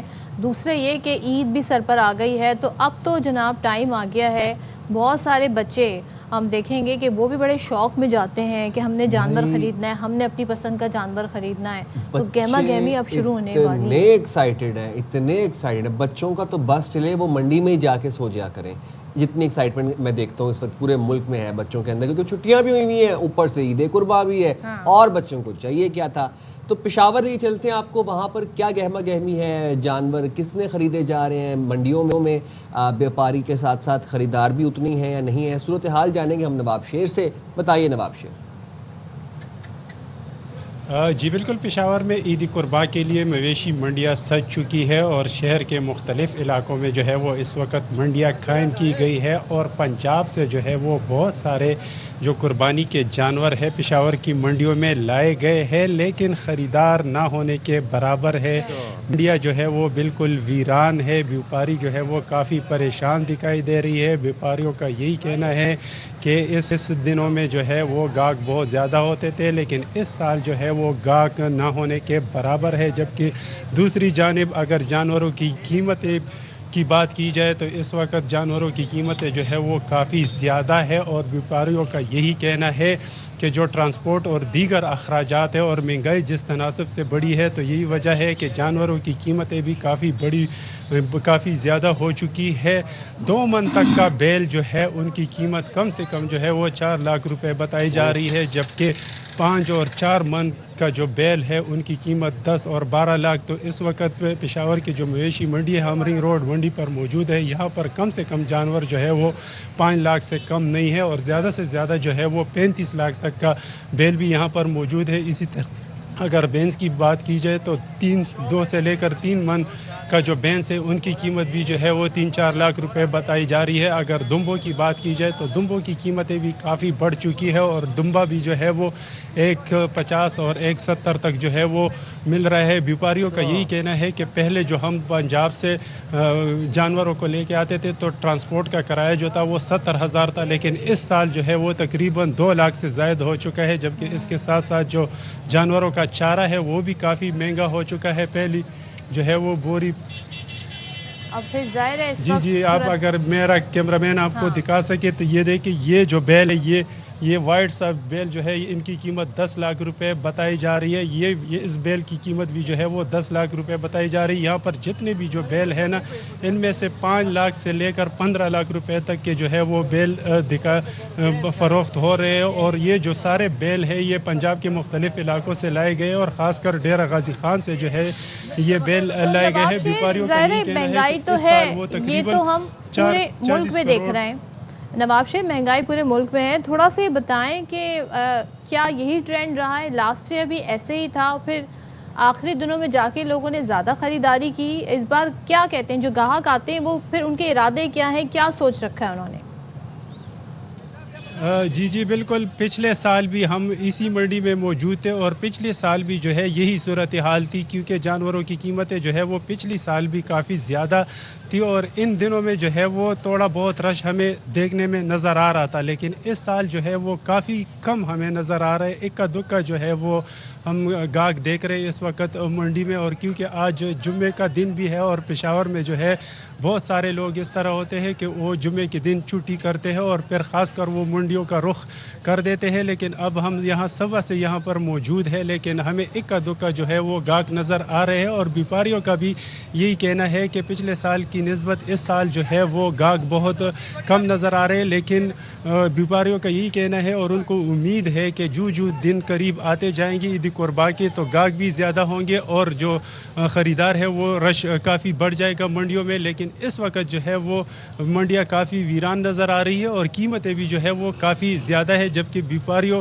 کا یہ جو گاہک ہے وہ اسی انتظار میں ہے کہ بیوپاری جو ہے وہ قیمتیں تھوڑی کم کر دے تو پھر وہ منڈیوں کا رخ کر دیں گے. لیکن اس وقت جو ہے وہ قیمتیں کافی زیادہ دکھائی دے رہی ہے. دوسری جانب دکھائی دے رہی ہیں بلکہ آسمانوں کو چھوتی دکھائی دے رہی ہیں. بہت شکریہ نواب شاہ, آپ ہمیں اپڈیٹ کر رہے تھے. صدف, آپ since you're born and raised in Karachi, جی تو جب عید قربان قریب آتی ہے ظاہر ہے کراچی میں ایک رونق ہوتی ہے, گہما گہمی ہوتی ہے. آپ کراچی آئے ہیں, اگر میں آپ سے پوچھوں کہ کھال کا کیا سین ہے تو آپ کو پی ٹی ایس ڈی تو نہیں ہوگا؟ ہو کھال کے بارے میں آپ نہ پوچھیں, یہ بڑا کراچی والوں کو پتہ ہے کہ جی وہ کچھ بھی کر لیں, کھال تو ایک ہی جگہ جانی ہوتی تھی. تو اب یہ معاملات ایسے اب نہیں ہیں, اب معاملات چینج ہو گئے ہیں. وہ اس لیے چینج ہوئے کہ کمشنر یا ڈپٹی کمشنر کی اجازت کے بغیر کھالیں جمع کرنے پر پابندی عائد کر دی گئی ہے اور حکومت سندھ نے عید پر کھالیں جمع کرنے کے لیے ضابطہ اخلاق جاری کر دیا ہے. صرف رجسٹرڈ فلاحی ادارے, مدارس اور تنظیمیں کھالیں جمع کر سکیں گی. نذیر شاہ تفصیلات سے آگاہ کریں گے, بتائیے نذیر. جی صاحب, یہ حکومت سندھ ہے جس نے عید الاضحیٰ پر کھالیں جمع کرنے کے لیے ضابطہ اخلاق جاری کر دیا, جس میں بتایا گیا ہے کہ کمشنر یا ڈپٹی کمشنر کی اجازت کے بغیر کھالیں جمع کرنے پر پابندی عائد ہوگی. صرف رجسٹرڈ فلاحی ادارے, مدارس اور تنظیمیں کھالیں جمع کر سکیں گی. جو کالا دھن تنظیمیں ان کو کھالہ جمع کرنے کی اجازت بالکل نہیں دی جائے گی. ساتھ میں یہ بھی کہا گیا کہ جو کھالیں جمع کرنے جن کو اجازت بھی ہے تو وہ کیمپ لگانے اور بینر آویزاں کرنے پر پابندی ہوگی. گاڑیوں اور عمارتوں پر جھنڈے, اسپیکر اور جو اعلانات کیے جاتے ہیں اس پر بھی پابندی عائد کی جائے گی. اگر کسی نے زبردستی کھالیں جمع کی تو اس کے خلاف سخت کارروائی کا حکم دیا گیا ہے, جو دفعہ 188 PB کے تحت مقدمات بھی درج ہوں گے. اس کے علاوہ عید الاضحیٰ کے دوران اسلحہ لائسنس 10 سے 12 ضلع تک معطل رہیں گے, اور جو ضلع انتظامیہ اور قانون نافذ کرنے والے ادارے ہیں یہ کھالوں کی چیکنگ اور نگرانی کریں گے. اور سندھ حکومت نے اجتماعی قربانی بھی جو کرتا ہے اس کے لیے بھی باقاعدہ اجازت نامہ اب لازمی قرار دے دیا ہے. اور جو یہ بھی کہا گیا ہے کہ ضلع انتظامیہ کو کھالوں کی وصولی کے مقامات کی انسپیکشن کا بھی اختیار ہے, اور پولیس حکام کو ضابطہ اخلاق کی خلاف ورزی پر فوری طور پر مقدمات بھی درج کرنے کے احکامات جاری کر دیے گئے. جی بہت شکریہ نذیر آپ کا. پھر اب ایک بریک لے لیتے ہیں, حاضر ہوں گے بریک کے بعد. اسٹے دیئر ود اس.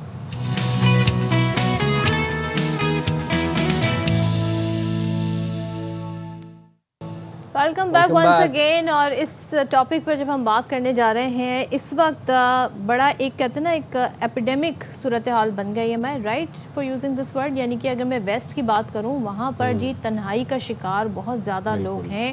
اور ہمارے یہاں ایک بڑا زبردست, اگر ہم دیسی اپنے گھرانوں کی بات کریں, جوائنٹ فیملی سسٹم ہے, پھر فیملی کو بڑا پریفر کیا جاتا ہے. لیکن کچھ حد تک ہم دیکھ رہے ہیں بیکاز آف دیز گیجٹس جو ہیں, ہم بھی اپنے گھروں میں ہوتے ہیں لیکن سب کے ہاتھ میں موبائل فون ہوتے ہیں, سب نے اپنے اپنے کونے سنبھالے ہوئے ہوتے ہیں. آپس میں وہ کمیونیکیشن, وہ انٹریکشن کھانے کی ٹیبل پر وہ نہیں ہو پا رہا ہے. تو آج ویسے بائی دا وے اتنی تمہید جو میں نے باندھی وہ اسی باندھی ہے کہ آج فیملی ڈے سیلیبریٹ کیا جا رہا ہے. اور دیکھیں فیملیز صرف گھروں میں نہیں ہوتی, دفاتر میں بھی ہوتی ہیں. ہم جیسے کہ اب پوری باخبر سویرا ARY نیوز ایک فیملی ہے. ہم شاید اتنا ٹائم اپنے گھر والوں کے ساتھ نہ اسپینڈ کرتے ہیں جتنا ہم دفتر میں کرتے ہیں. ہم ایک دوسرے کے ساتھ بات چیت بھی کرتے ہیں, دل ہلکا کر لیتے ہیں. So we are a family at ARY as well. اور یہی چیز جو آپ لوگ دیکھنا پسند کرتے ہیں ہم آپ کو دکھاتے بھی ہیں. تو جناب آج ہم بات اس لیے کر رہے ہیں فیملی ڈے کے حوالے سے کیونکہ آج ورلڈ فیملی ڈے سیلیبریٹ کیا جا رہا ہے. پاکستان سمیت دنیا بھر میں یہ دن منایا جا رہا ہے. ماں باپ, شوہر بیوی, بچوں, دادا دادی, grand parents, great grand parents, یہ ان رشتوں کی اہمیت کو اجاگر کرنے اور ان کے حوالے سے لوگوں کو اویئر کرنے کا دن ہے. بھائیوں, قرابت داروں کے خاندانوں کی فیملیز شمار کیا جاتا ہے اس میں. اچھا, فیملی ایک انسٹیٹیوٹ ہے اور انسٹیٹیوٹ وہ پاکستان میں تو اس طرح سے بن گیا کیونکہ ہم نے وہ اس کو بڑا ایکسپینڈ کر دیا ہے اور ہماری فیملی انسٹیٹیوٹ میں بہت سے لوگ آ جاتے ہیں. So yes, we are lucky to have this institute in our social construct. آپ کی فارمل ایجوکیشن تو آپ کے اسکول, کالج, یونیورسٹی سے ہو جاتی ہے, لیکن جو آپ کی تربیت ہے, جو ویلیوز ہیں, جو اقدار ہیں, وہ آپ اپنے بڑوں سے سیکھتے ہیں کیونکہ وہ نسل در نسل جو ہے اس کو منتقل کیا جاتا ہے. تو لیکن آج کل بڑی ڈسٹرپشن بھی ہو رہی ہے. لوگ ہم دیکھ رہے ہیں ینگ جنریشن, ہمیشہ سے ہی ہر زمانے کی جو ینگ جنریشن ہوتی ہے اس کے اندر تھوڑی ریبیلیسنس ہوتی ہے. لیکن کیا پاکستان میں فیملی سسٹم اتنا ہی انٹیکٹ ہے جو کہ ایک آئیڈیلی ہونا چاہیے, یا یہاں بھی ہم وہی کلچر آتا ہوا دیکھ رہے ہیں جو باہر کنٹریز میں اس وقت ایک پینڈیمک اور ایپیڈیمک بن گیا ہے؟ بات کر لیتے ہیں, ہمارے ساتھ موجود ہے پیرنٹنگ ایکسپرٹ, موٹیویشنل اسپیکر امرین عسکری صاحبہ. Thank you so much Amreen join کرنے کے لیے.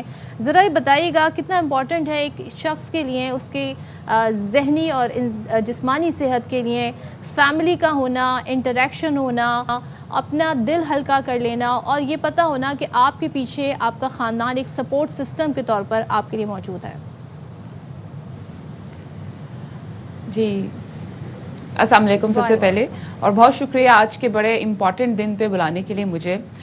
صدر, جیسے آپ نے شروع میں بڑا اچھا انٹروڈکشن دے دیا فیملی سسٹم کا, کہ جو ہماری فیملی یہاں پر ایک سسٹم ہوتا تھا ایک زمانے میں کہ جہاں فیملیز رہتی تھے, اکٹھے مل کے رہتے تھے, اور ایک ویلیوز بھی تھی, ایک دوسرے کی رسپیکٹ بھی تھی, اور مشترکہ فیصلے بھی ہوا کرتے تھے.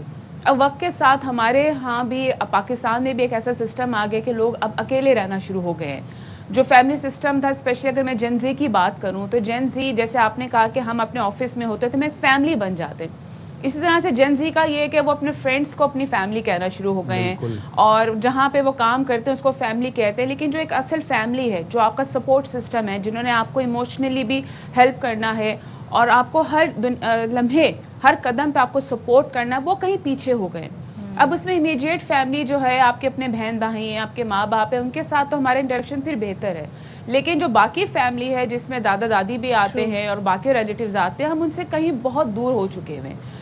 اس کی بہت سی وجوہات ہو سکتی ہیں کہ ہم جس طرح سے اب اپنا ایک ہمارا ایک روبوٹک سسٹم بن گیا ہے, ہم لوگ سب بہت بیزی ہوتے جا رہے ہیں, ہمارے پاس دن سے رات تک ٹائم نہیں ہوتا زیادہ, تو ہم بہت امیجیٹ فیملی کو ہی ٹائم دے پاتے ہیں, یا اپنے فرینڈس کو, یا اپنے کولیگس کو. تو جو ہمارے ریلیٹیوز تھے جن کے ساتھ ہم لوگ بڑی سیلیبریشنز کیا کرتے تھے, اب وہ کہیں پیچھے چلے گئے. اب ان سے صرف اوکیجنلی ہی ملا جاتا ہے, عید تہوار پہ مل لیا جائے گا, کوئی شادی ہو جائے وہاں مل لیا جائے گا. تو اس لیے یہ سسٹم جو ایک مشترکہ ایک خاندانی سسٹم ہوتا تھا, اب وہ کہیں دور جاتا جا رہا ہے. اچھا, اگر آپ آج کل کے زمانے میں دیکھیں کہ بچے بیٹھے ہوئے ہیں ایک جگہ, لیکن آپ کو بھی پتہ ہے کہ ہم سب موبائلز یوز کر رہے ہیں, ٹھیک ہے, موبائلز کے تھرو ہم امریکہ میں تو بات کر رہے ہیں, ان سے تو ہم بہت کلوز ہو گئے, لیکن جو ہمارے ارد گرد کے سب لوگ بیٹھے ہوئے ان سے ہم دور ہوتے جا رہے ہیں. امرین, if you can hear me, basically yes, I just wanted to ask you something. یہ جو ابھی آپ بات کر رہی ہیں کہ فیملیز جو امیڈیٹ فیملی ہے ان کے لیے ہی بہت مشکل سے وقت نکلتا ہے, کیا جو ینگر جنریشن ہے وہ فیملیز سے دور اس لیے ہوتی جا رہی ہے کیونکہ there is a communication gap, there is a education gap, there is a opinion gap, opinions match نہیں کرتے بہت سی چیزوں پہ. کیا یہ بنیادی وجہ ہے اس دوری کی؟ جی یہ وجہ ہو سکتی ہے, بلکہ میں کہوں گی کہ ایکچولی یہی وجہ ہے. ہماری جو نسل ہے, ہماری جو جن زی ہے, الفا ہے, اور آگے جو بیٹا آ رہی ہے, وہ بیسکلی موبائلز کے تھرو ساری انفارمیشن لے رہی ہے. اب ایکچولی ان کو ضرورت نہیں پڑتی کہ وہ ہمارے ارد گرد جو لوگ بیٹھے ہوئے ان سے کوئی انفارمیشن لیں. یا تو ان کے پاس جو ان کی امیجیٹ فیملی میں ماں باپ ہیں, دادا دادی چچا, وہ بہت اپ گریڈڈ ہوں, ان کے پاس وہ نالج ہو جو آج کل کے بچوں کی ریکوائرمنٹ ہے. کیونکہ ہمارے بچے اب بہت زیادہ پرانی باتوں پہ نہیں جاتے, وہ کہتے ہیں یہ آپ کے زمانے میں ہوتا تھا. ہمیں چاہیے کہ ہم اس زمانے میں رہتے ہوئے ان کے انٹرسٹ کی بات کریں اور اس میں رہتے ہوئے ان کی ویلیوز کو لے کر چلیں. تو آئی ہیو سین کہ جن کے ساتھ آپ کا اچھی کمیونیکیشن ہے, جن کو ہم ٹائم دے رہے ہیں, جن کی ہم عزت کر رہے ہیں, کیونکہ دیکھیں بچے کی ریکوائرمنٹ کیا ہے کہ اس کو اگر ٹائم دیا جائے, اگر اس کو رسپیکٹ گھر میں ملے, اسی طرح کا ایک فرینڈشپ ماحول ملے, تو وہ گھر میں بھی رہنا پسند کرتا ہے, وہ آپ سے بات کرنا پسند کرتا ہے. لیکن کہیں نہ کہیں ہم سب مصروف ہیں. آپ فادر آئیں گے, وہ بیزی ہیں, وہ ٹائم نہیں دے رہے, مدر گھر کے کاموں میں بیزی ہے. اب آج کے بچہ تو یہ فاسٹ آپ کہتے ہیں ٹریک دنیا میں چل رہا ہے, ہم ان بچوں کو دنیا سے باہر آ گیا. قصوروار بھی نہیں ٹھہرا سکتے امبرین, اس لیے کہ جب یہ جو ایج ہوتی ہے نا 3 سال سے لے کے آن ورڈ ٹل 10 to 12 ایئرس, یہ بڑی بنیادی ایج ہوتی ہے جس میں اگر ہم بچوں کو ٹائم نہ دیں. آج کل پیرنٹس خود ہی بچوں کو موبائل فون پکڑا دیتے ہیں تاکہ انہیں بھی موبائل فون یوز کرنے کا ٹائم ملے.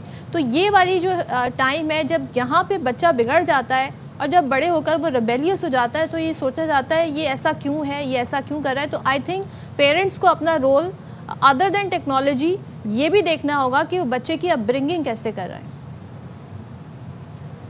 میں آپ سے صدف بالکل ایگری کرتی ہوں. بینگ اے پیرنٹ ایکسپرٹ, میں پیرنٹس کو آج کل یہی بتا رہی ہوں کہ دیکھیے آپ لوگ جو اپنا ٹائم سیو کرنے کے لیے ہم بچوں کو جو موبائلز دے رہے ہیں, ہمیں لگتا ہے کہ وہ بچہ خاموش ہو کے بیٹھا ہے اور وہ انگیج ہے کہیں نہ کہیں. آپ کو یہ نہیں پتا کہ وہ آپ سے کتنا دور ہوتا جا رہا ہے, اور آپ کو نہیں پتا کہ وہ سوشل میڈیا کے تھرو کون کون سی چیزیں دیکھ رہا ہے, وہ کیا انفارمیشن لے رہا ہے, اس کی کس طرح سے ویلیوز اور کس طرح سے اس کی اپ برنگنگ ہو رہی ہے.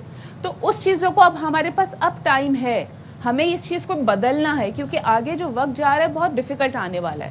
بچے ماں باپ کیا کسی کو ویلیو نہیں کر رہے. اب ہم نے وہ ٹائم اور وہ ویلیوز دوبارہ انٹروڈیوس کروانی ہے اپنے بچوں کو. اس کے لیے ہمیں یہ کرنا پڑے گا کہ ہمیں ایک اسپیشل ٹائم, جس کو کوالٹی ٹائم کہتے ہیں, ہمیں اپنے بچوں کے ساتھ گزارنا ہے. ان کو لے کر جانا ہے فیملی میں کہ دیکھو یہ ہمارے آپ کے دادا ہیں, یہ ہماری فیملی ہے, یہی آپ لوگوں کے سب سے کلوزسٹ ہیں, اور مشکل وقت میں یہی لوگ کام آنے والے.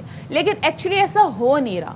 میں نے بہت سے لوگوں کو دیکھا ہے کہ مستقل بچہ 2-3 گھنٹے اپنے ٹیب سے آنکھیں نہیں اوپر اٹھاتا, اور پیرنٹس خوش ہیں کہ چلو وہ کھا بھی رہا ہے, وہ اسی طرح سے ہمیں تنگ نہیں کر رہا. Actually parents are happy for that. لیکن آپ دیکھیے کہ آٹزم کے بچے آج کل بہت آتے جا رہے ہیں, ان کی کمیونیکیشن ختم ہو گئی ہے, بہت سی پرابلمس بچہ فیس کر رہے ہیں.